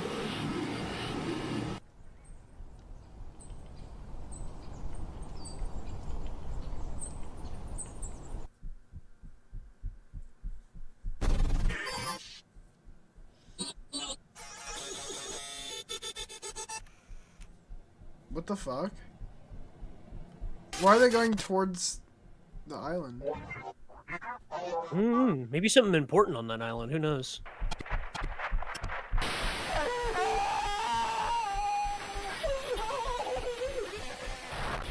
Don't worry, Mom. I'm sure you'll save your son. Oh, rip.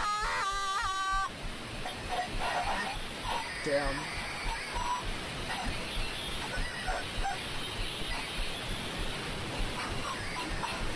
Oh, the mom went to save the son too? Yeah, skill issue, Mom.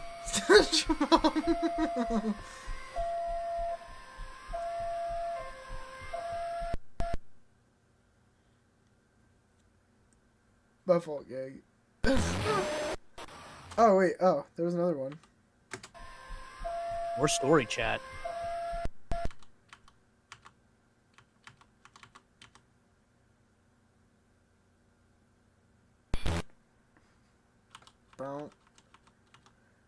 Oh, wait. Why do I keep doing that? Wrong thing. That is, like, very hard to read. Is it just that one scene? Hey, wait. It might be. I can try to read it. I remember some of, like, what these are, but some of these are a little brutal to read. Yeah. I think, okay, if I'm not mistaken, I think that it says that, like, the critter's homeland was, like, fucked up and, like, a lot of, their homeland was dying, it wasn't doing too hot, and so the prince uses magic to, like, heal the land, basically. I think that's roughly what it goes over. Gotcha, okay. Alright.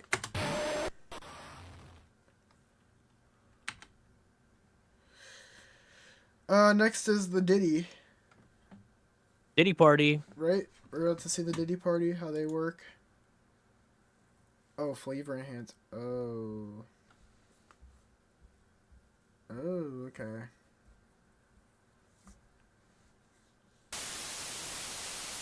Flavor. The most crucial component to enjoying a good meal. The way food tastes is what makes eating so pleasurable. But what if you could savor every little detail you could possibly want? That is why we, at Nutrier Co., have made it so that you may enjoy every... Established in 1990. And there's the logo. I love me a black circle with a red triangle, chat. Let me tell you something. Nutrier Co. 1990. Okay. Every single bite you take. With our product, the Flavor Enhancer, you can extract every last morsel of taste from your plate. With overwhelming demand for this essential product, even since our start earlier this year, we have delivered what you wanted. Now introducing the Flavor Enhancer Deluxe. Now packaged in a larger size and modified recipe, there is now even more savory goodness to go around. Yeah. Since our debut in mid-1990, the Flavor Enhancer has shown to be a major hit, with our product flying off the shelves. The Flavor Enhancer Deluxe will allow us to satisfy your growing, tasting needs. Now allowing you to add even more enhancer to your dinner, making your food even better to enjoy. The Flavor Enhancer Deluxe, available on shelves now. Nutrier Co. Experience true savor. What does he mean by that, chat? What did he mean by that? Headphone warning? These larger serving sizes make dining even more pleasant, now allowing more generous amounts of enhancer at a time. Flavor Enhancer Deluxe, now available in stores near you. Nutrier Co. Experience true savor.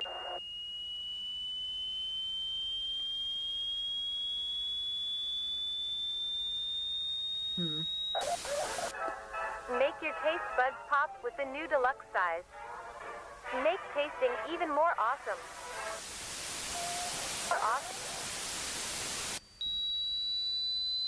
Spoil your kids with this essential part of every meal. Nutrier Savor. Dude, those are some real pleasant sounds in the background. Oh yeah. Flavor Enhancer Deluxe. Required for all meals, no matter how small it seems. Put that shit on. Yeah, just bread. Just put on fucking bread, chat. To everyday eating. Oh, where'd it go? Oh, oh, oh, oh, oh. You need the flavor enhancer for joyful eating. You need the flavor enhancer. Consume. You need it. Yeah. Oh yeah, chat. Oh yeah, chat. We're in there, chat. Yep.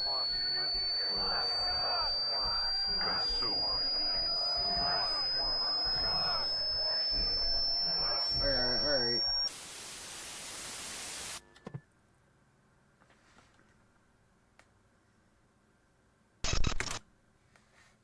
Almost had it.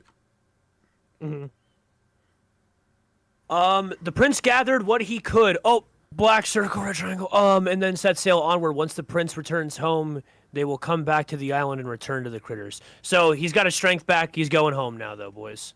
Yep, he's going home.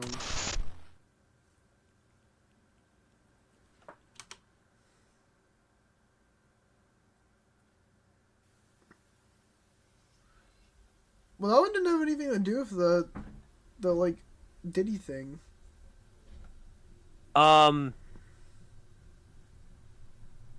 Did you go back to the beginning? The what? Of the Oh last no, one? might be. Oh, yeah, no, I forgot. This is the.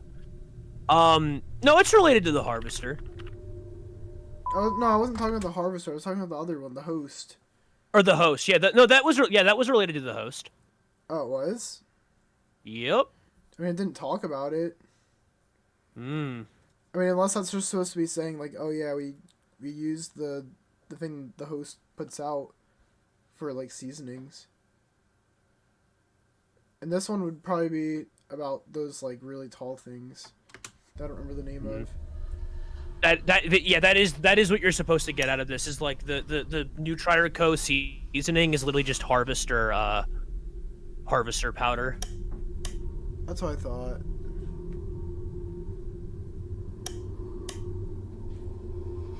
This is kind of a part 2. This is a part 2. This isn't really about the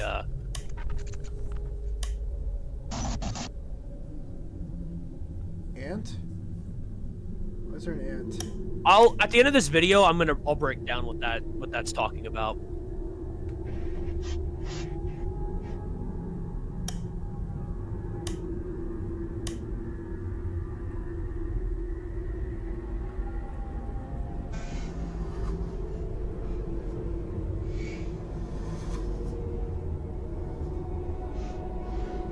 Boy, what the fuck?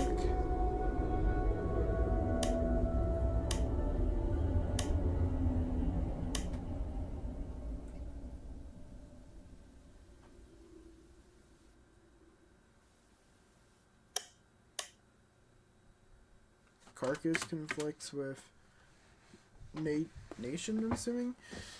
The private organization of containment and research, Consult Association Society, Carcass, has been experiencing backlash from government agencies about cooperation and violation of newly introducing policies of blank. It's conflicts with New Trier Co. I believe that's the end of the video. New log. Nope. Me message. Whoops. To Carcass. Put the fries in the bag. In the bag. No seasoning. Okay, so the video and why it shows ants is it's talking about it's called Orthocordyceps unilaratus. It's a fungus that attacks ants and spiders. And it basically turns them to zombies. It's literally called zombie ant fungus. Yeah, that's what it's talking about. So that's like the part 2 is just kind of being like, yeah, this shit's taking over your brains. Yippee! Yeah, it's literally the stuff from the Diddy.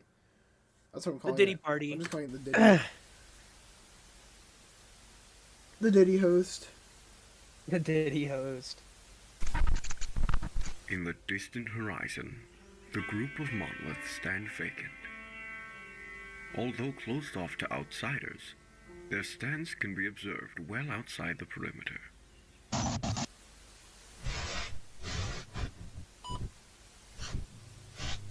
It is known to have hundreds of thousands of fibers that weave themselves deep underground, all connected in a grand mycelial network.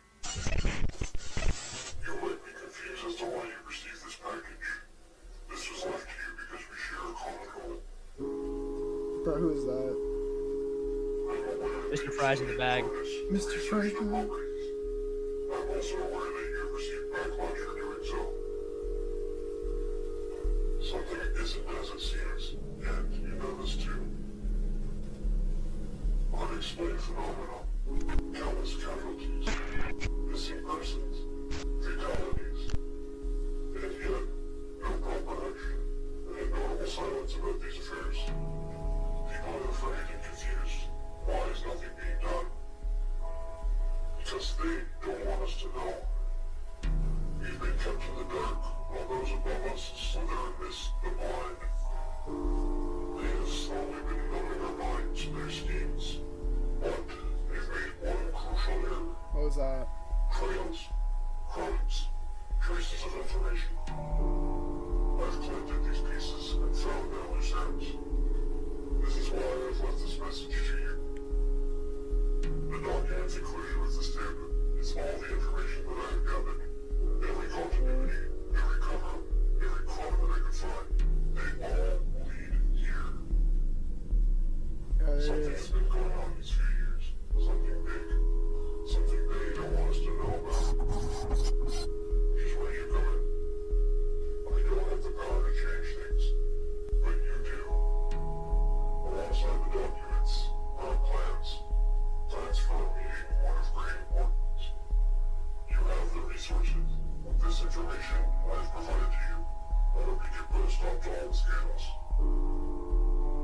I just hope it isn't too late. Dude, who is this? Mr. Clowntown. Mr. Trolltown himself. I guess so. It's assumed that it's the guy who's been putting together the videos we're currently watching. That is the current theory, but we still don't technically know who exactly he is.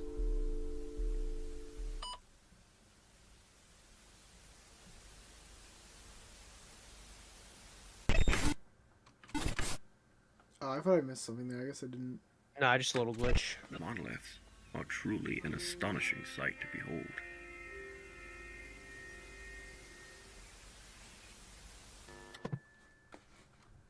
Now it'll show up.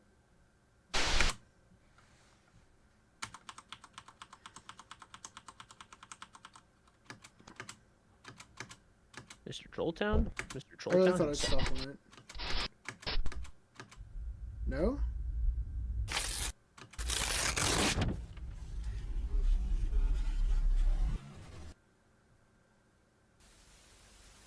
Did I miss it? Or was there just not one?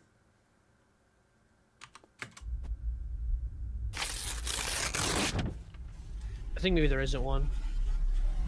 I actually think that might be the last part of the storybook, now that I'm remembering it. Really? Yeah, I think so. How many more are there? There's like one more episode of season 1, and then you're on to season 2. And when season 2 is like 4 episodes in right now, I want to say. 4 or 5. Interesting. So we're almost done. We're in the home stretch now. UTI. Oh no! Facility 0.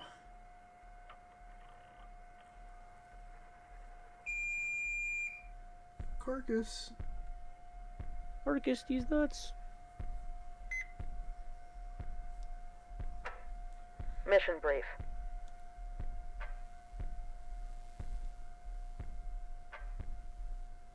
Three ground teams are tasked with infiltrating a previously abandoned mall titled Facility 0. Which is located in the restricted zone based on our info.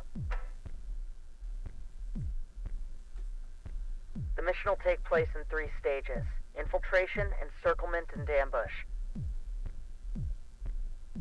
Primary objective is to capture the facility and seize the items of interest for extraction. Numerous armed guards are located within the facility. Avoid detection and keep up your guard. The orb. Balls.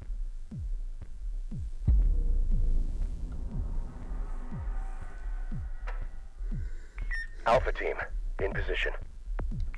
Beta team, in position. Gamma team, in position. Copy. Beginning phase 1. With Gamma? Did we forget about Charlie? Where's Charlie? Yeah, baby!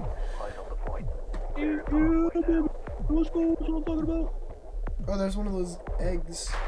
The harvester. Pathway cleared. Give us the green light. Shot that bitch. Can you kill it? Yeah, he shot that hoe. Oh, I didn't know that's how that works. Copy. Green light is a go. Begin phase 2 in advance. I mean, I guess he did say they're animals, but like, I don't know. It almost seemed like there was nothing you could do about them. Like.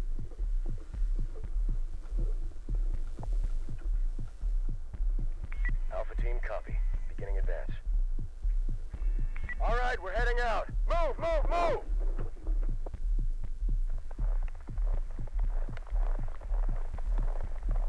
Is this shit in like in a video game or something? I think he does use Unreal Engine. I was about to say, this shit looks like it's an Unreal Engine or something.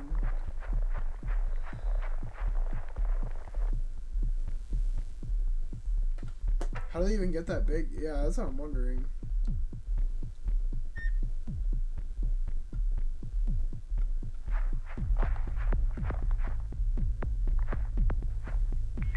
Lights off. Come on. Move.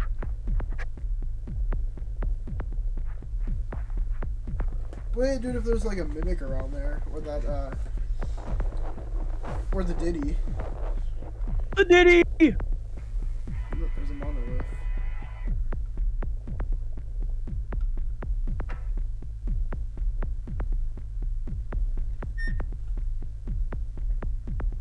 Our boys are doing it, our boys in blue.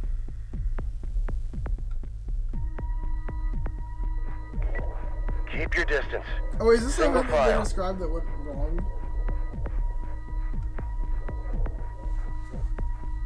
No.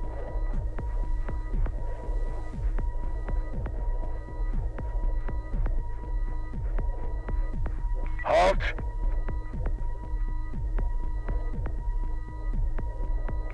In position, awaiting green light.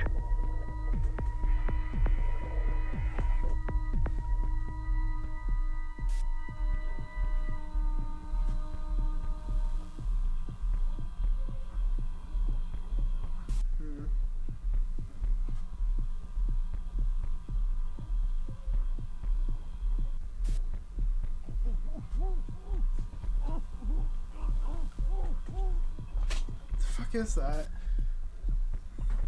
What was that? Them taking out like guards and stuff like that in there. Is there guards in here? Yeah. Copy. Green light is a go. Begin phase 2 in advance. Bro, what the fuck are they protecting? Who knows?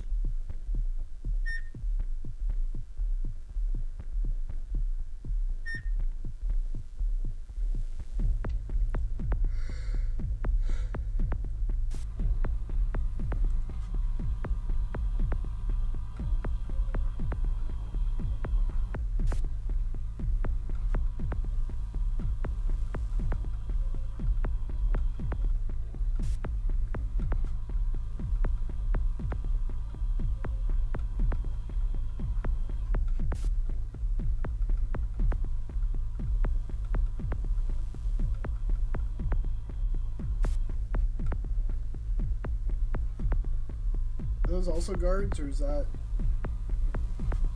Well, in the entrance, yeah. Everyone that you see that's standing still are just guards for this building. But the guys who are like walking right now are our boys in blue, our heroes, if you will. I thought so. Our goats. What is that? I think it was an escalator, or it was like some dude on the ground, some guy they knocked out actually.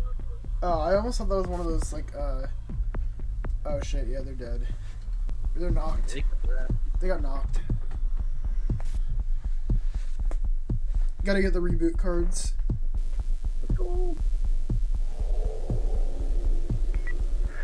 Alpha team in position. We are experiencing mechanical interference. Should we resume? Copy. Phase 3 is still a go. Preparing for breach.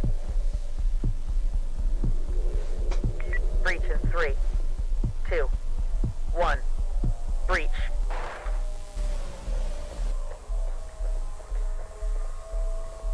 Get him, Goat.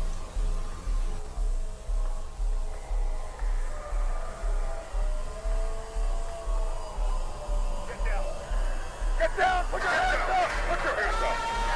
Get down! Get down!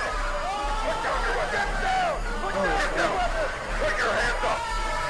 Get down! I said get down!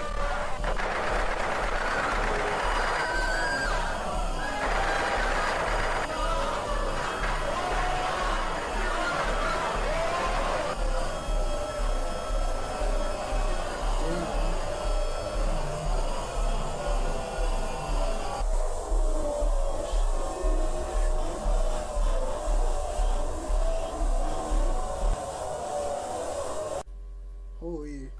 What's good, Skylar?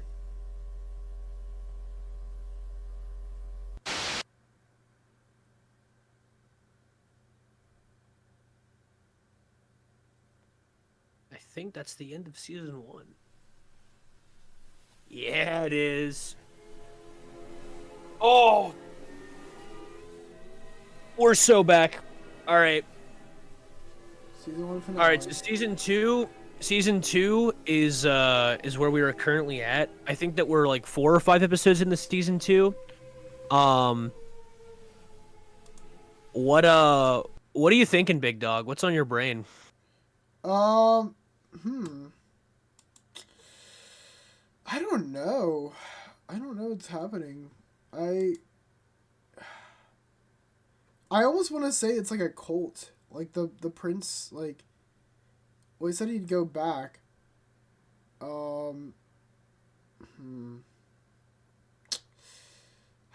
It's something. Well, So I think the prince thinks this is what my current outstanding theory is.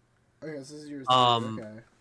I believe that what happened is that these like island critters or whatever, that they are what would become Vita Carnis. I think that the prince's defensive magic is what caused the birth of singularities, and it is his magic feeding into these critters, and it is these critters who have become Vita Carnis. I believe that what happened is something bad happens to the prince. Something bad happens to him, like he dies or he gets killed, and the magic like dies off and corrupts.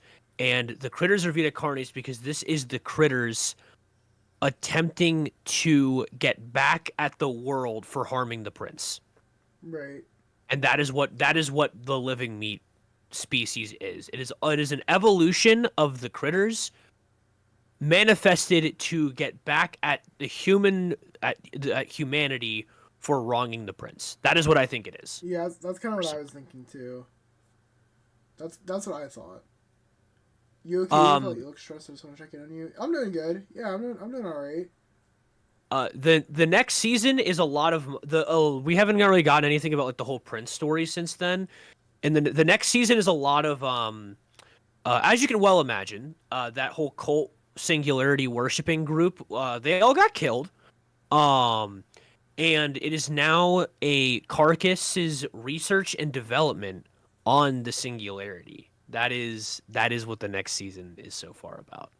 A lot of research and development stuff. But the production quality is up, dude. It's so up. We're so back.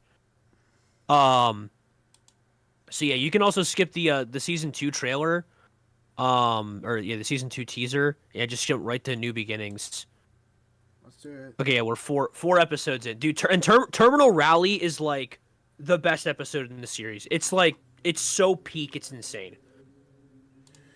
This video talks about and shows imagery of graphic content like flashing, Lights. And we got gore, we got violence, and death. Viewer discretion is advised.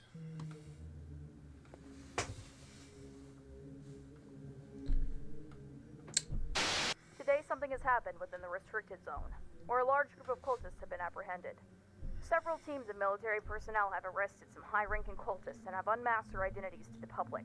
And these are the people that were in that building that they went into, right? Yup. These members are well-renowned politicians and high-ranking members of multiple governments across the globe. We love cults. We love cults. Providing sufficient proof of the atrocities that were being committed. Some of these crimes include murder, kidnapping, torture, ritual sacrifice, and the list goes on. The members are found guilty of deliberately providing false information to the public in an attempt to cause harm. The new Trier Company has been found to have very significant ties with cultist activities and has been shut down. Any shockers there, chat? Have been deemed hazardous for Any shockers in chat? Cultivation farms are facing pressure to shut down. Public unrest grows as the new Trier cult case brings more crimes that were hidden away to light. The people are outraged by how little was actually being done. They demand that something be done to handle the Carnis species. Riots appear in the streets as protests begin to turn. Our leaders were plotting against us. Secret World Order. What happens now?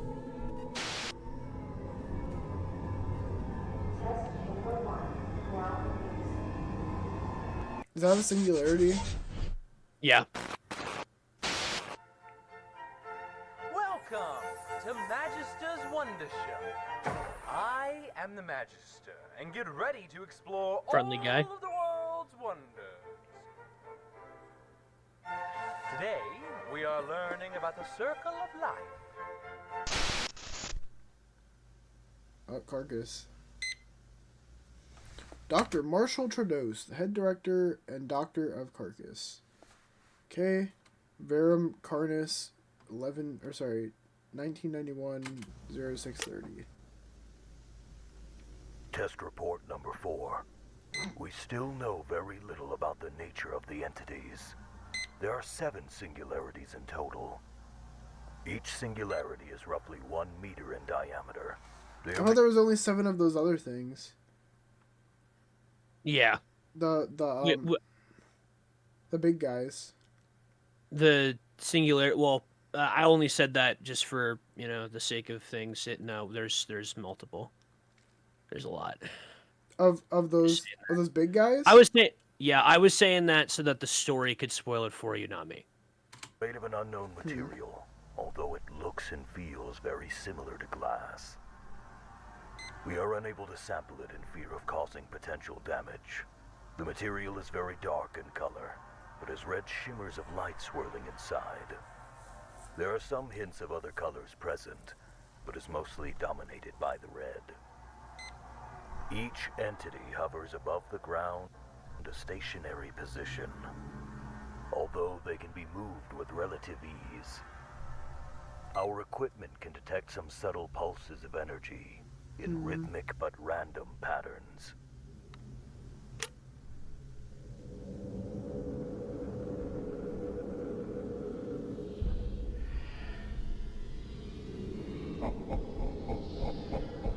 What the fuck? Yeah, was there a laugh?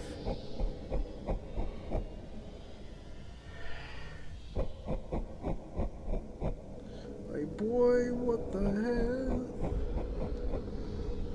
Bro's hitting the or. We don't know what they are. We don't know if it is breathing or communicating. We don't even truly know if they are even organic. This is nothing new. The ding sound just effect. confirming what we already know. Like Metroid on CinemaSins? Our first experiments didn't give any interesting leads. The most we got was some interference with electronics, especially when there is more than one kept close together. But the experiment we conducted showed extremely significant results. Oh, for real? The experiment played out like this. In test chamber 1, a live cow was released into the chamber with V1 for an extended period. They were left together for 24 hours. The test showed minimal results from the entity, and an increase in stress from the cow. What the cow doing? What the cow doing? Next, the body of a cow was put into the chamber with V1 for 24 hours. The results were extraordinary. What was that? Oh, dude, this is so gnarly. This is so gnarly. What the fuck?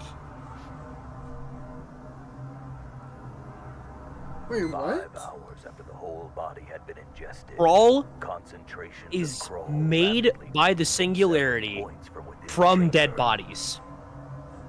What this could mean, it rewrites everything we knew about the Vita Carnis species.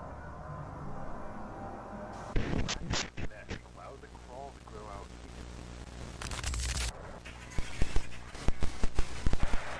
What the fuck? First, a young larva hatches from within its egg. It will roam around and find food to help it grow and grow. Once they are big enough, they transform into a pupa. And after some more time, they transform into an adult beetle. The adult beetle will go out into the world in search of food. Dr. Road series. Audio log. Oh, never mind. Progress report for crawl samples. Cultivation has been successful. So far, we grew them with 3 specific environmental factors. 1 is our control group, 2 with access to additional nutrition sources, and 3 with exposure to radio signals. Okay.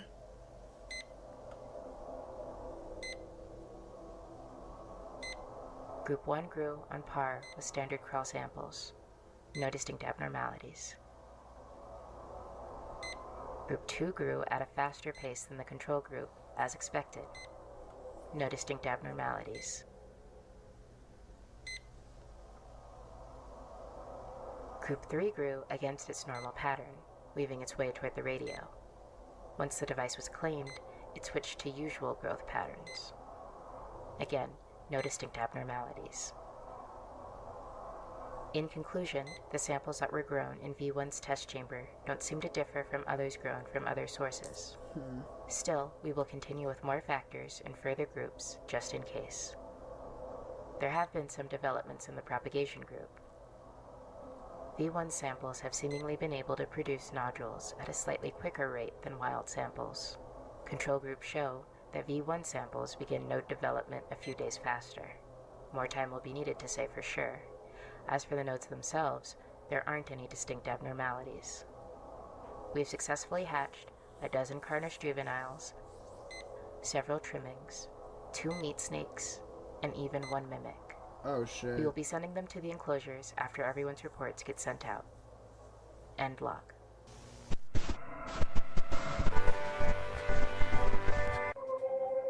Oh hell nah. And then is ground into a fine mince and is now ready for the garden.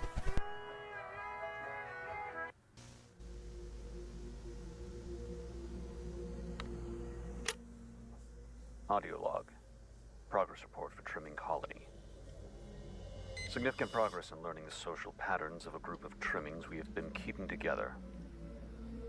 A new batch of juveniles were added to the main colony at the beginning of the new progress report. They were accepted into the community immediately.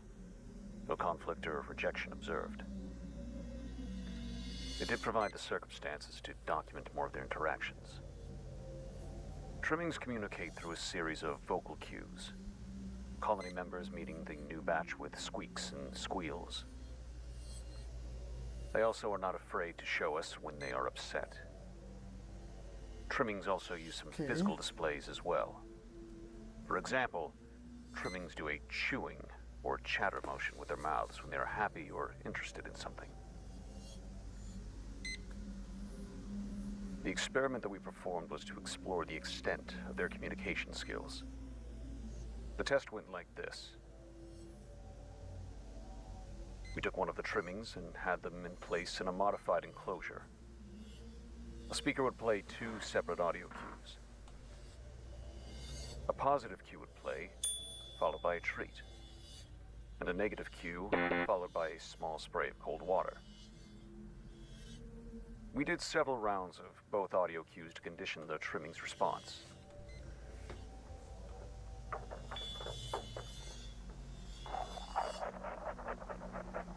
Little guy.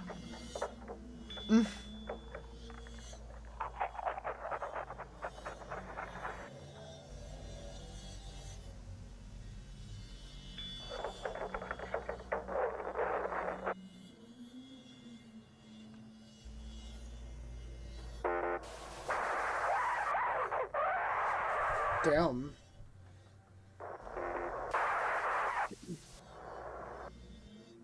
Some people, when they need to go near a shower.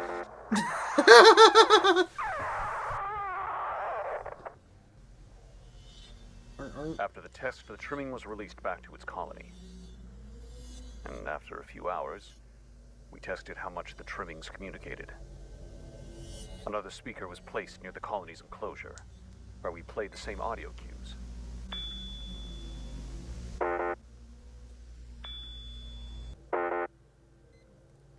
It is incredible to see how layered their social interactions can be. Although, we tried something a bit bizarre.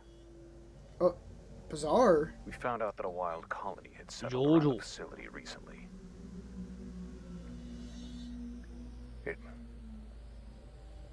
was strange what we did. It was a long shot. We set up a radio device near the wild colony and near ours. We linked both devices up and played the cues.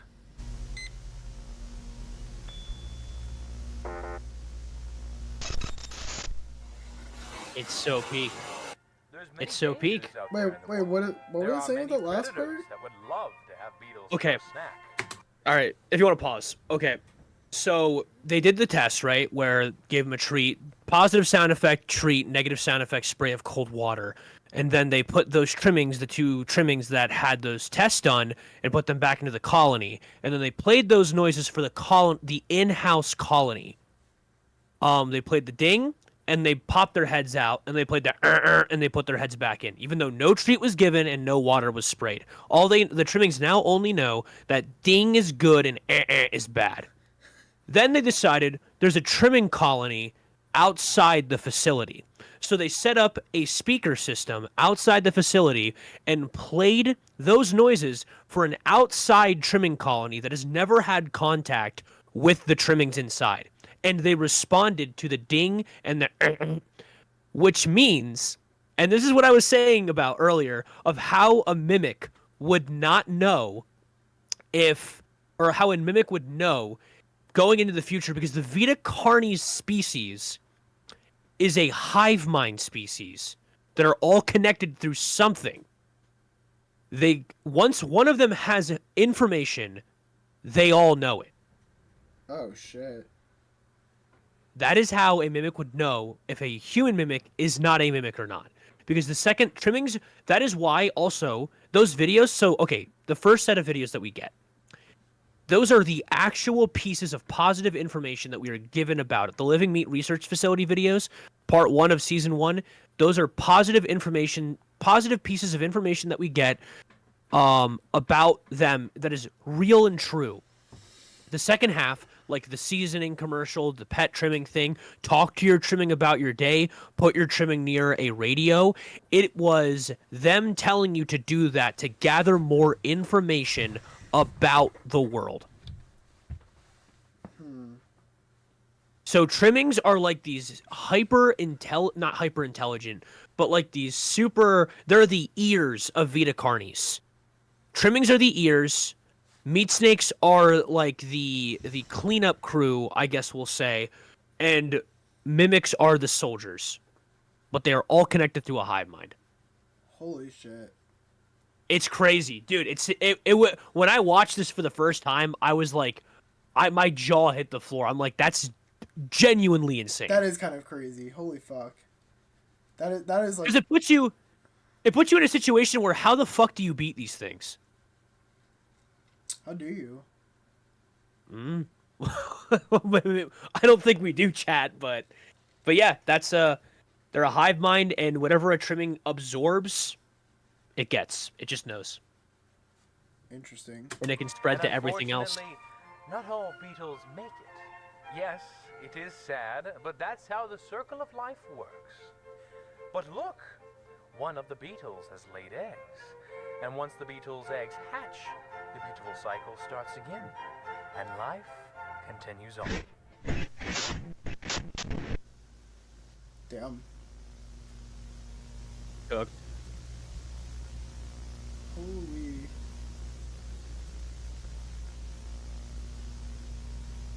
Wow. Only gets more peak from here More too. to come.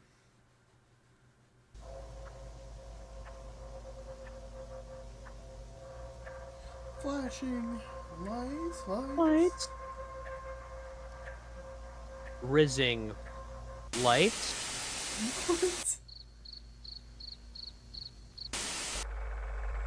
Now only the most beautiful, only the most unique specimens will be moving forward. There are lots of fossils hidden on the Earth, and plenty make their way into rivers and streams. You can look for them too.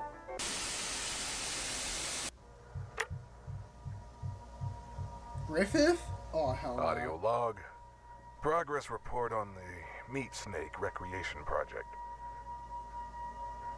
From our previous report, the juvenile meat snake we selected was grown in a standard captivity cell until maturity. The specimen we had selected was now an acceptable size for the project to begin.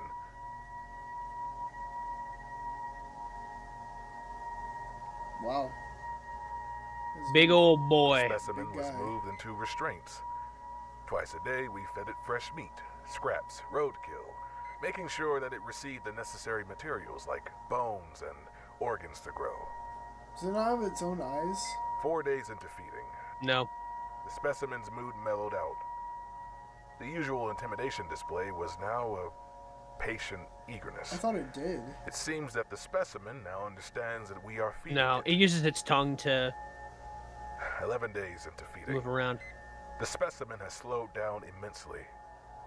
It has also been occasionally rejecting food. It looks like we have been overwhelming it, not giving it enough time to properly digest and implement the material. Feeding has been reduced to once a day, but with an increase of portion size. 19 days into feeding. The meat snake has almost shut down entirely. It no longer reacts to external factors. It still accepts food, but with assistance. A makeshift mechanism was made to help the feeding process. Favorable results have begun to show.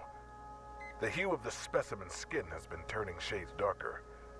Sampling period seems to be approaching sooner than expected. Day 21 into feeding. The specimen has reached all the required criteria to begin sampling. We managed to obtain a skin patch intervention. We began with cold resistance. The typical meat snake skin can hold its integrity up to negative 30 degrees Celsius. The specimen sample survived down to negative 100 degrees, even maintaining flexibility. Next, the heat resistance test. The sample was able to withstand impressive temperatures. We were only able to bring the temp up to 3,000 degrees Celsius before we had to bring in new equipment. Damn. By the way, that's hotter than the core of the Earth. And determined that the sample's limit Holy was fuck. capped at around 5,000 degrees Celsius. What are we watching? We're watching Vita Carnis. Sample testing was interrupted by a peculiar event with the specimen. Personnel during the routine feeding found that the meat snake had escaped its restraints by performing mitosis. Yep, there it goes. The two organisms were simply wandering the lab at the time. The project has been halted for now, and the two meat snakes have been moved back into their original enclosure. We are preparing more tests at the start of the new process report. End log.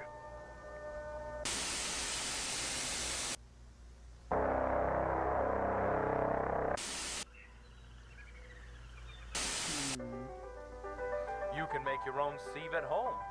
The mesh will catch large debris, allowing smaller things to pass through. But you can add more layers with different mesh to catch more things. No way. contestants so far, but there can only be one winner. And this year's winner is... You don't want to pause it at the winner. What the... Elder trimming. Elder trimming, chat. Chat, we have elder trimmings. That's kind of ridiculous. No idea what they do, but they're real, and it's funny. I'm scared. Is there? I find it very haunting how similar they look to elder mimics. What is that? So I don't know what it means. That's an elder. Yeah, trimming. pale face, hard black skin. Kind of creepy, chat. Kind of creepy.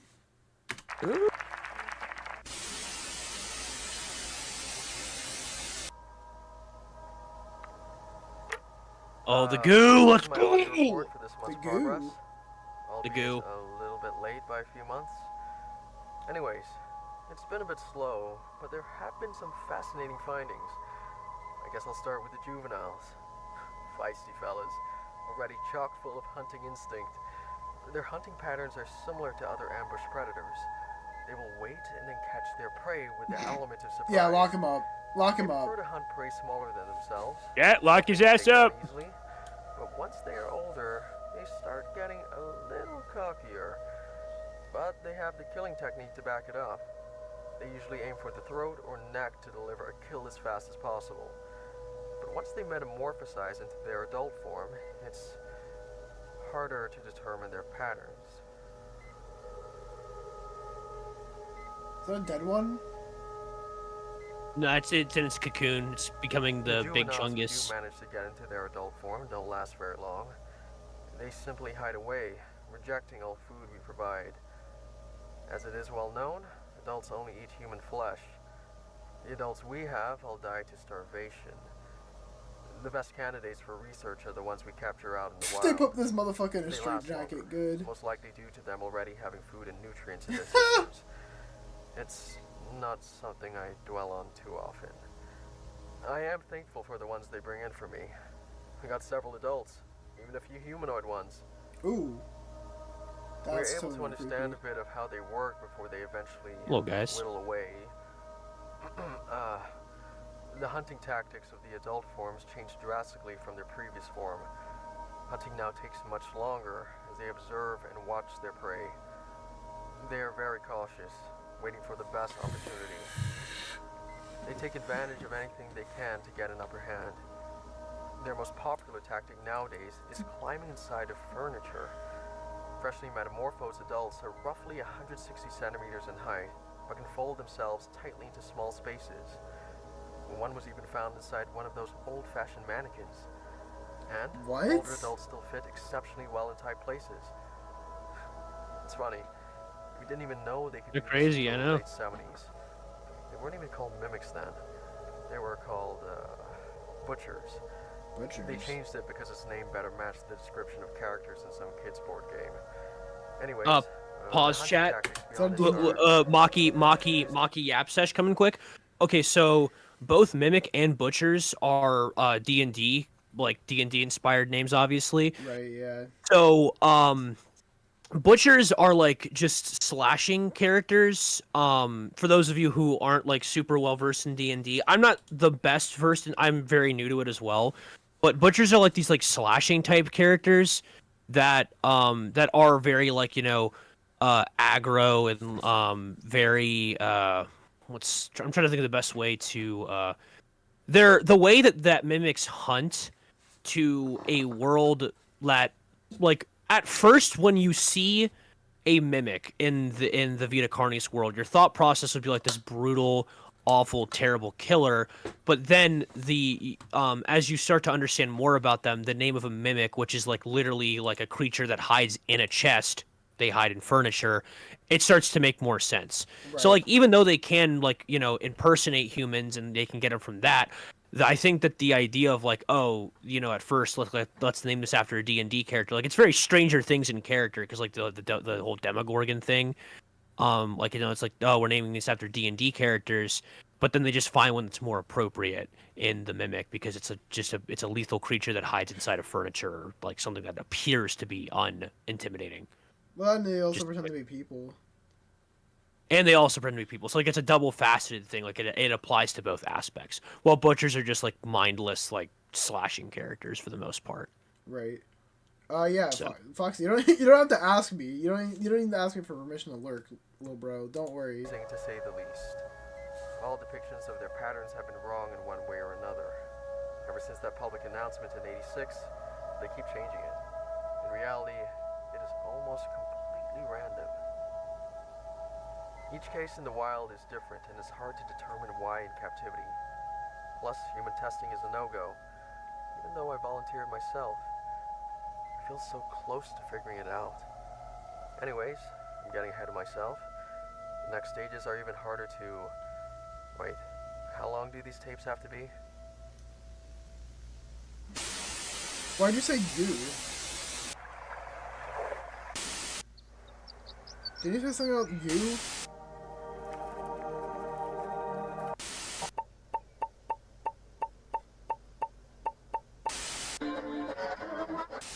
Look, this one would have fallen through our first sift.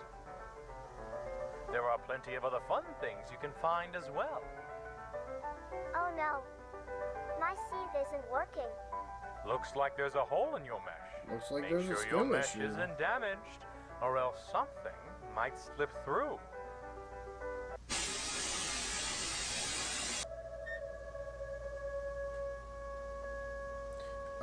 Footage of the incident with V1 involving the cleanup team in test chamber 1. Personnel through 21.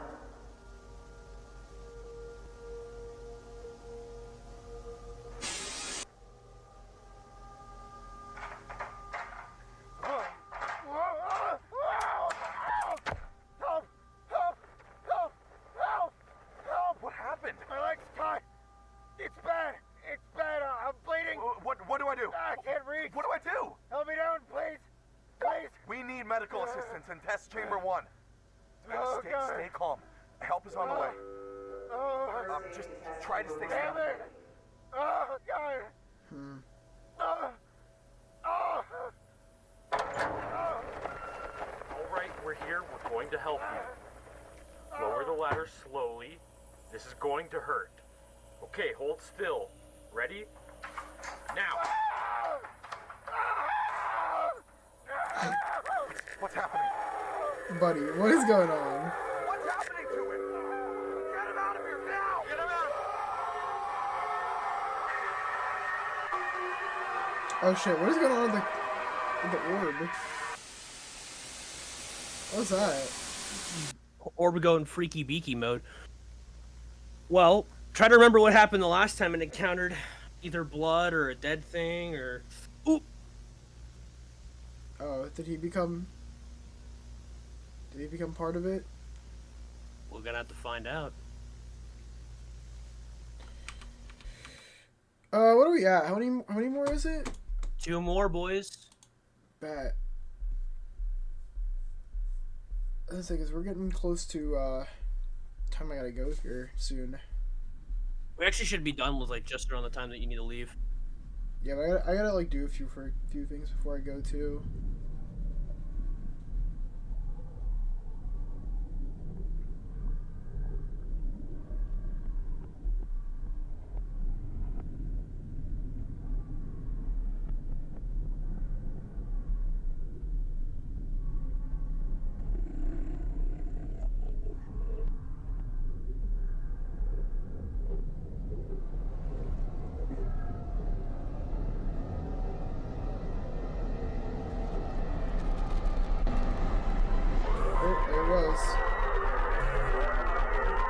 All the entities are freaking out. The system can't handle all of this. Turn off the power. Sure, do it. Holy fuck.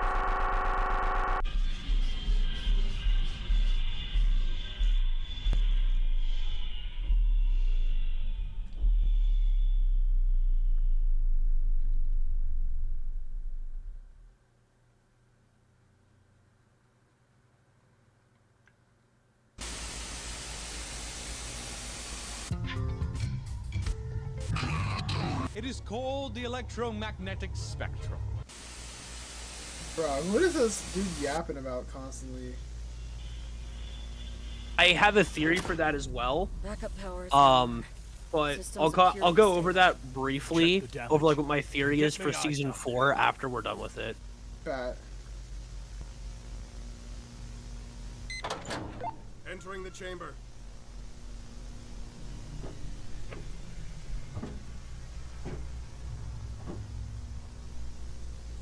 Entity seems much more active now.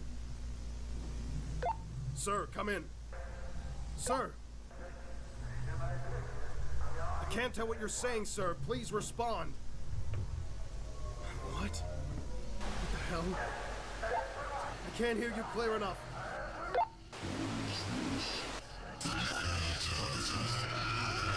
Boy, what the fuck?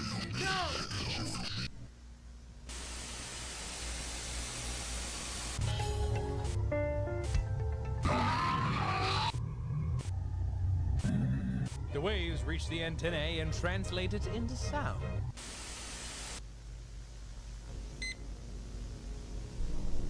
Summary of incident.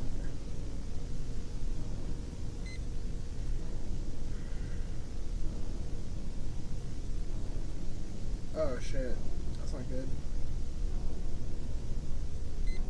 Yeah, bro did a little femur breaking.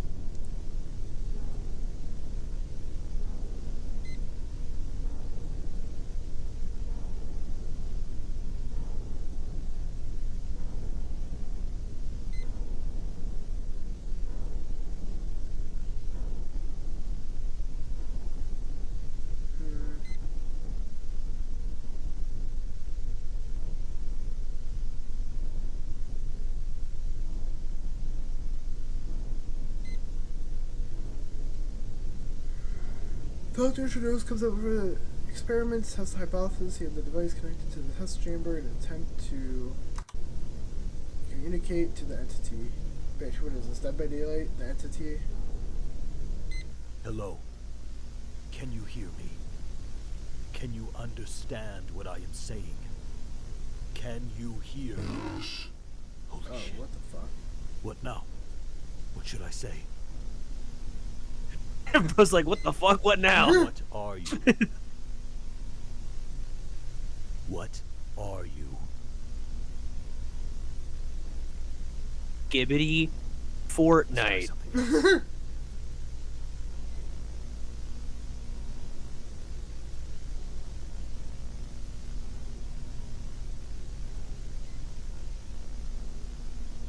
Can you still hear us? Okay.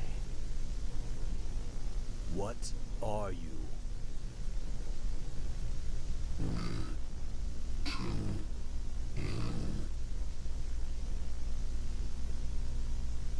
Can you explain? You to you?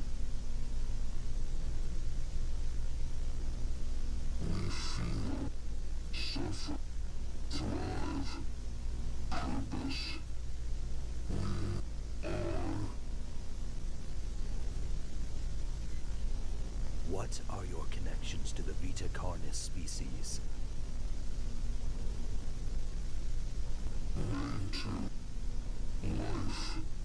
Rates of life?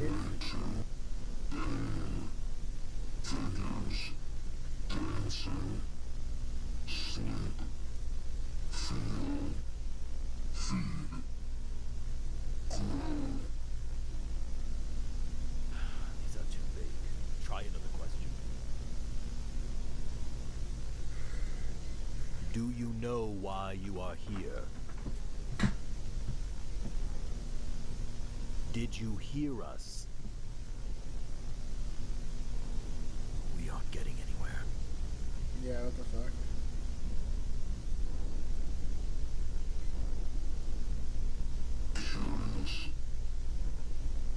What? Yeah, clip that.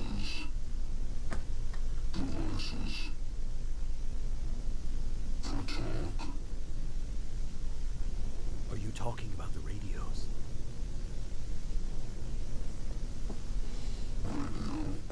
Radio. That's what I be saying to the bitches on Twitter. Radio. Radio. Radios transmit and receive waves and translate it into sound.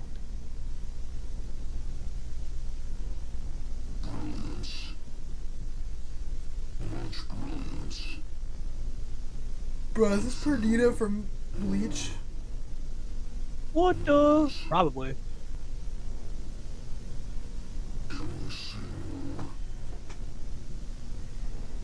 Do you want more radios?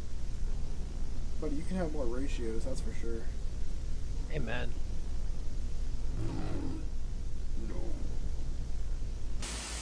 Gibbity.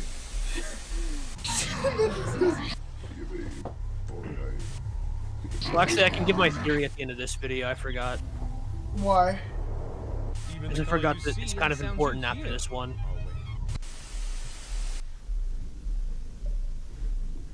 Ratios.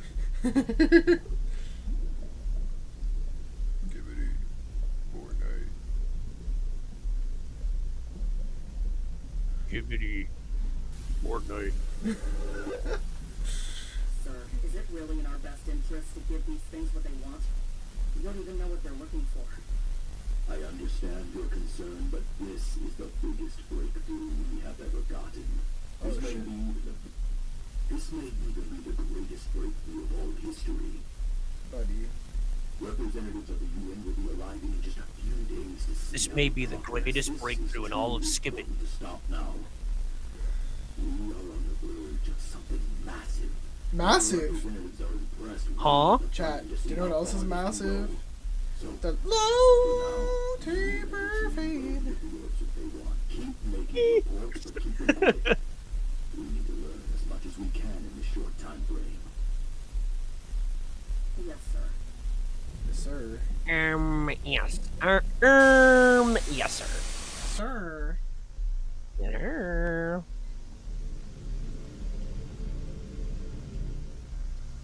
Wowee, chat. Wow. They got the comms down. Comms are locked down, chat. I repeat, comms are locked down.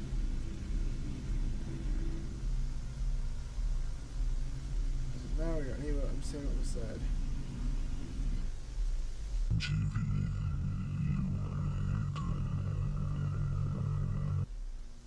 What? Cooking?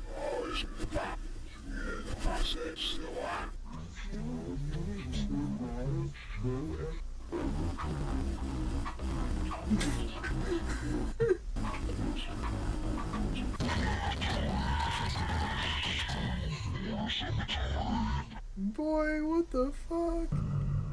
Skibbity? Skibbity Fortnite?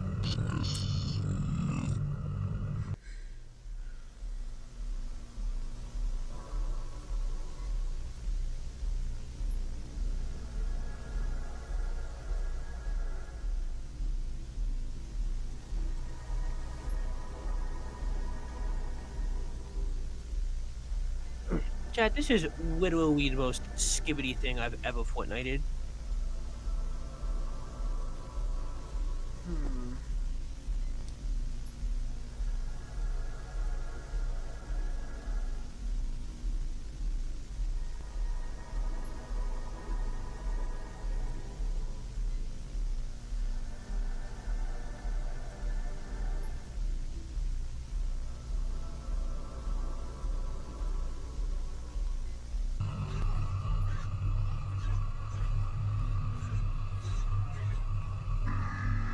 Boy, what the...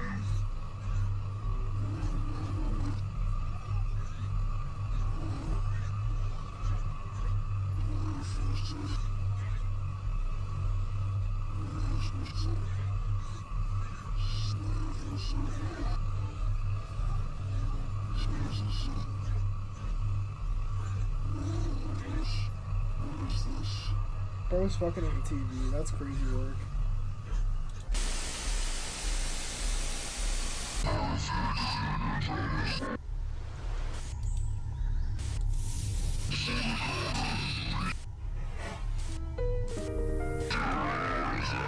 They travel up to 28,000 kilometers per hour.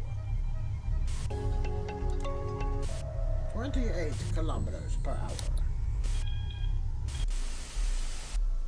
They travel up to 15 skibbities per hour.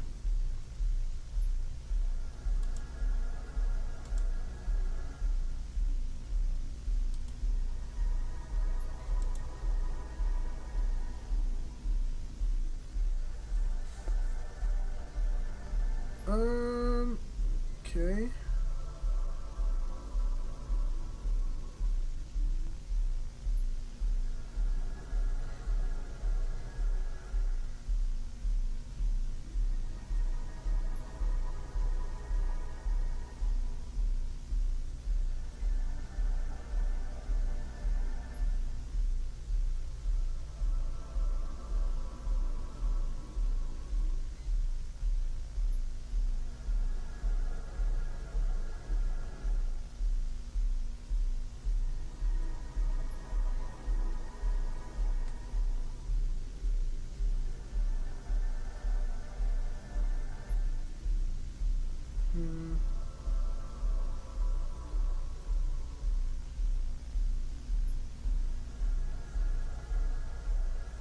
Interesting.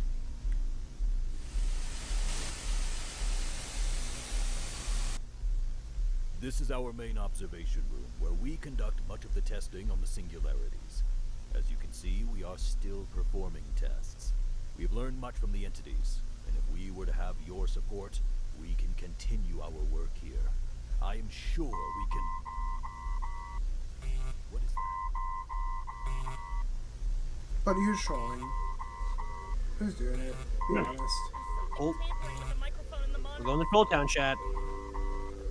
There has been much learned in our time together. I agree with Dr. Trados. If we continue, I am sure this union will benefit all. Symbiosis, we join together. Let us sow seeds and watch what grows. Divine purpose. Let us show you. Let us guide the way. Join us. Join us. Join us. Join us. Join us. Join us. Become one.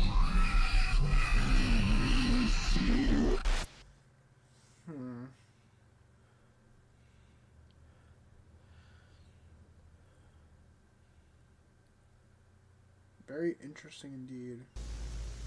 Okay, so the all the little portions of the first season, that we get, where it's just like, oh, there's like this little guy like who's just yapping about stuff, as well as like the flashbacks of season 1, that is the singularity downloading content from the internet into its like, not into like its knowledge. Interesting. Oh yeah. I could see that. Pretty sick nasty, I would say. Oh, and the final one? The final one, peak. 3 days ago. Oh no, chat. Big Stinky. Big Stinky. I have a request. One of the researchers I know has been missing their progress reports. I knew he would miss a few since he got approval for one of his field projects, but it has been 4 months. I know it isn't my place to ask you of this, but I am worried. I wouldn't ask you if I wasn't sure something was wrong. I found out where he was researching. Unfortunately, you know the area as well. I will be sending the information I have. B. In 1995. Huh. Interesting. Somebody's been researching where they shouldn't be. Audio log part 2, I guess. Before the final stage of the mimic's life cycle, it's even harder to get clear results. The humanoids we get hide mainly in plain sight and clothes. They also rely more on their vocal skills than their previous stage. They use words to learn people closer, although the extent of their vocabulary is very limited, only speaking small sentences for luring. A fun fact, mimics have been found to speak different languages depending on where they come from. Anyways, and for the elders, we haven't found any. There are only a handful of sightings, fewer pictures, and only one clear one. The only info we have are from that one they killed years ago. Other than that, we are completely clueless.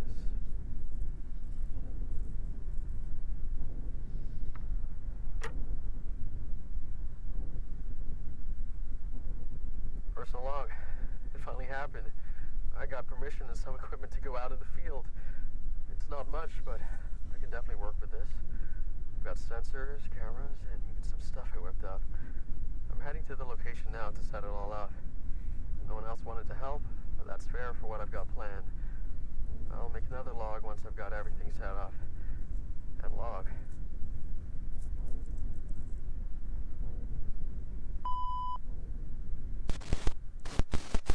Uh-oh. Okay, everything is now finished up. I have some of the equipment at this main door. Motion sensors and the camera pointed right down here. It's not much, it's not pretty, but it will work for the time I've got. There are a few sensors and cameras in the other rooms as well. Basically some nanny cams set up to record when motion is detected. And down there is main base.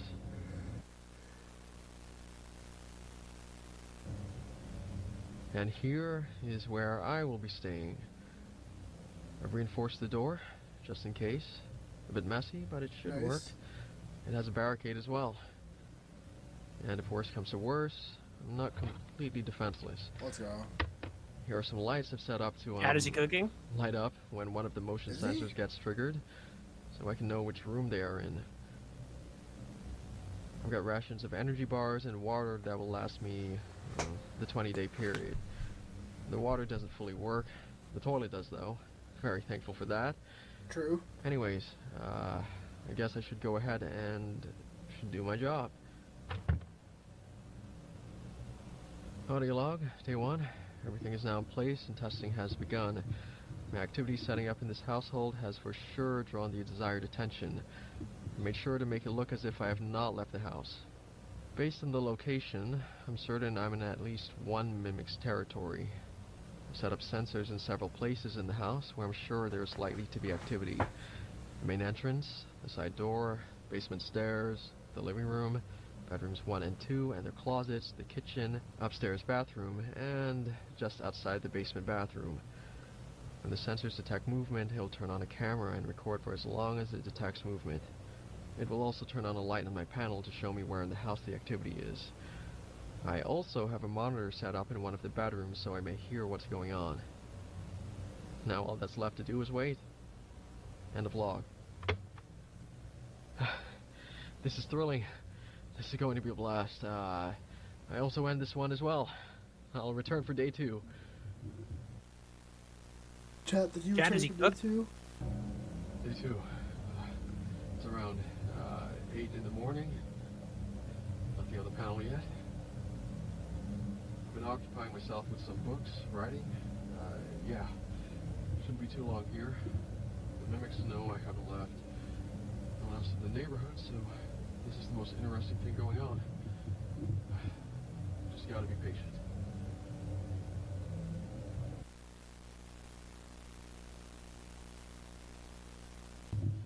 Oh my god, I grabbed this as fast as I could to record. The front entrance light turned on, then moved into the hall. It's day 3, just barely. It's about 2 in the morning. They haven't moved too much.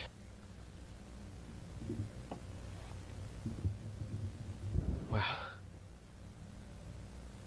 Where'd it go? Oh shit. Now they're in the living room.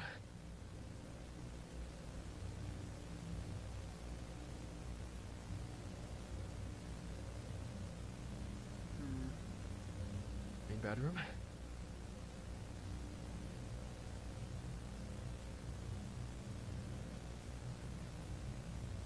It's looking around.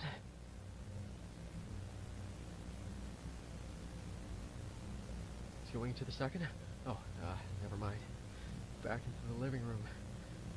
I'm going to see if I can listen in.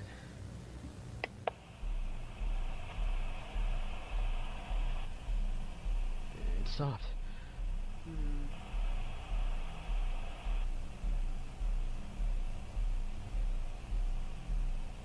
It stopped.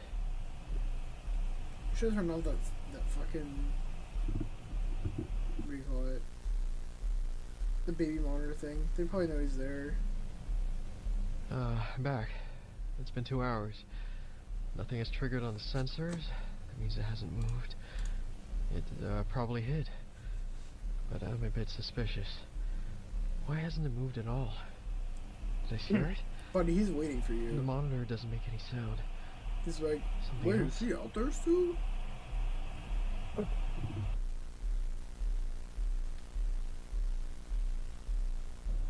It's been another 2 hours. Nothing has happened.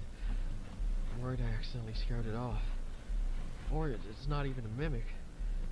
I'm going to do something stupid. Okay, I'm going to go and check what happened.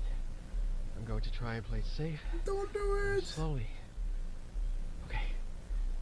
Here we go. Gun. Just in case. Buddy's about to be armed and dangerous.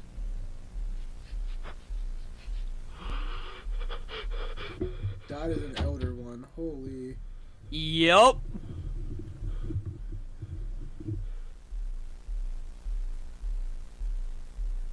Audio log. Day 3, so I thought about this. I think I need to abort mission. I'm not prepared for this. I need to get out. It turns out I have lured an elder variant to me. Even worse, it knows where I am. It hasn't come to me yet. The light from the front door triggers every so often, so I know for sure it's just waiting. I think it realized it was being watched, so it moved so slowly that the sensors didn't pick up its movement. I think it spent the 4 hours crawling its way to my position, but I surely startled it. I may play this cautiously and leave. The best I can do is wait. At least I think I should wait. I need to keep quiet to make it think I left somehow.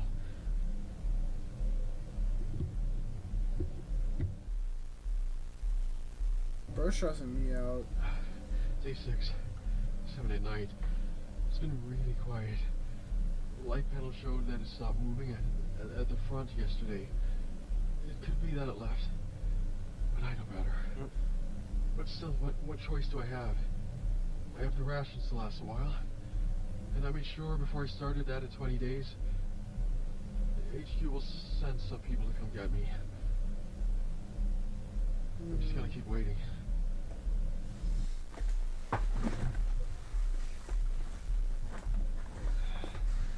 Did you know there's a legend about elder mimics? What's that? Cultists worship them. Believe they are God's ultimate warriors. Buddy. Earning their role as the perfect killing machine. Man, what have I gotten myself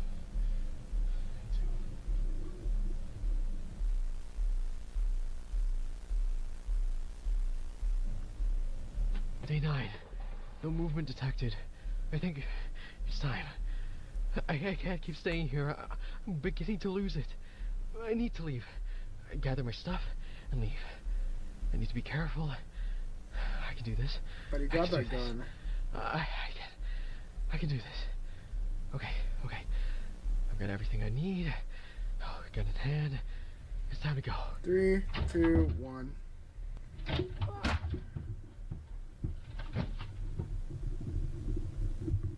Yep. Fuck.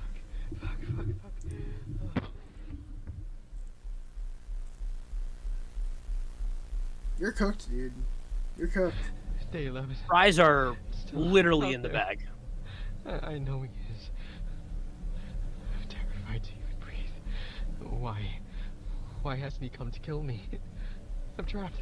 I can't escape. Why?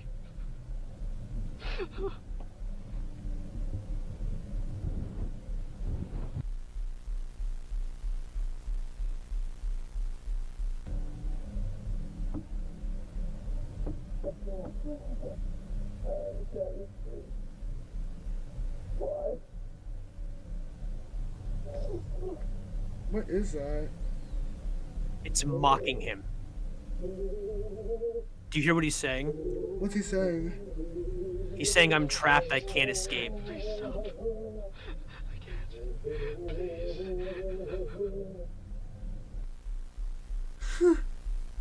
That's fucked. It's been 16 days. I'm tired, but I don't care anymore. I don't care anymore. I need out. If I go out, guns blazing, I could scare it at least, or maybe even kill it. Then I just run as fast as I can, and I could possibly make it out.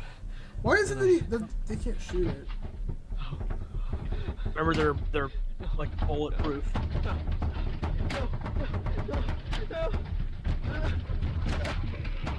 Oh, motherfucker. No thanks, I'm good.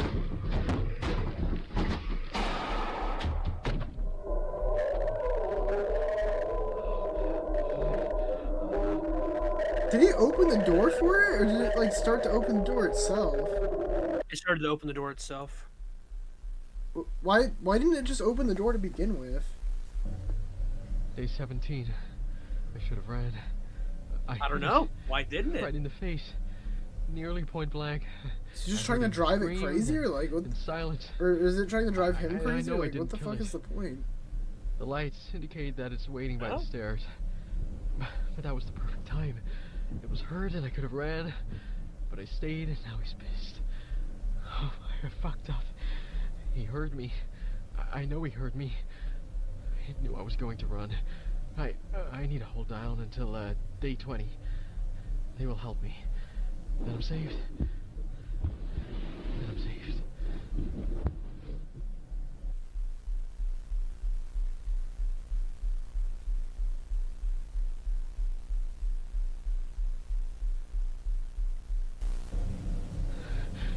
Day 20.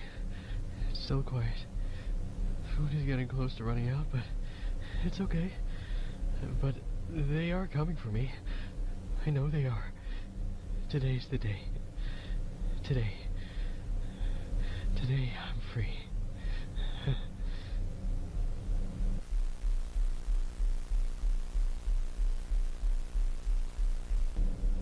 Day 22. They didn't come for me.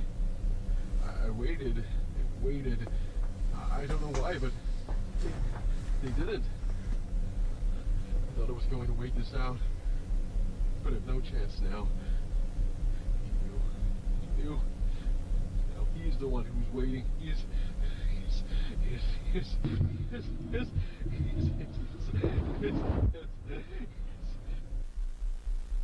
Dude, what the fuck, man? Bro is crashing.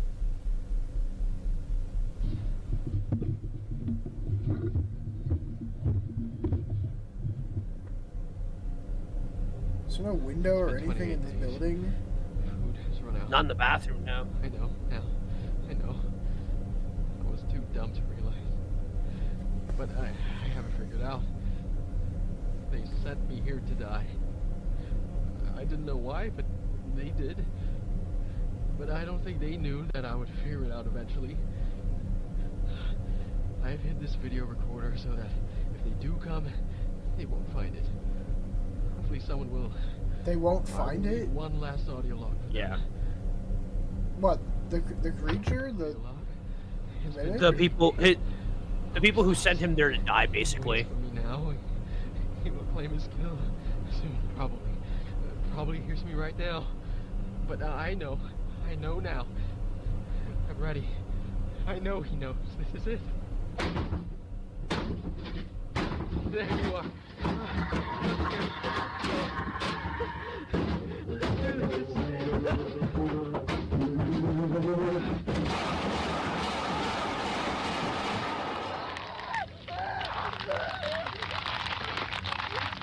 What the fuck, man?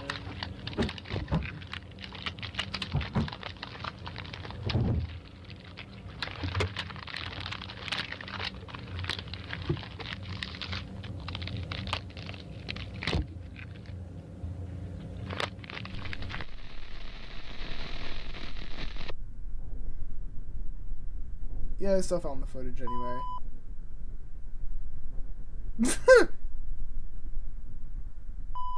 Rip Bozo.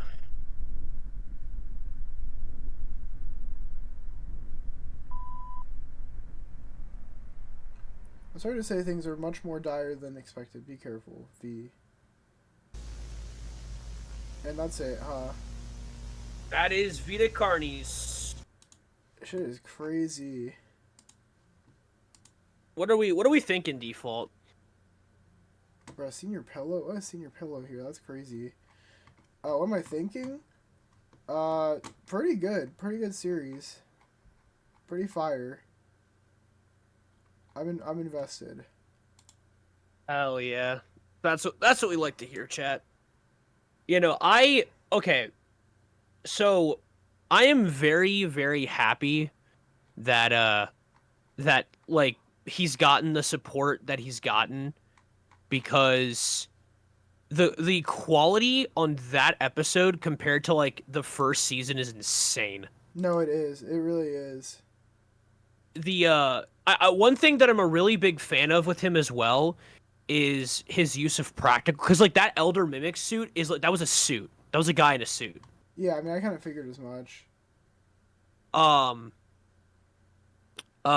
So, and the same thing with the Mimic, the Mimic, like, episode, like, where he's, like, getting the dude in the closet.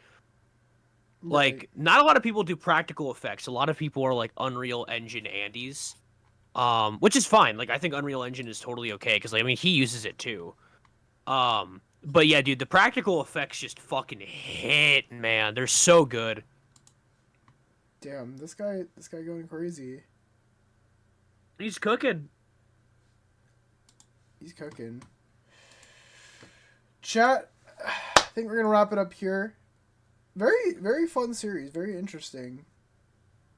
Definitely, that was a crazy long stream. It was, dude, very good. Shout out Liam for getting us on this. We'll be back. It's probably next week. I mean, I think I'm gonna upload more videos this week. Hopefully, that's the plan. But stream-wise, we'll be back probably on Tuesday with Danganronpa Tetro Pink. So stay tuned for that. I'll catch you guys later. Cool. Shout out Liam again. And keep it virtual. Peace. Bye. See ya.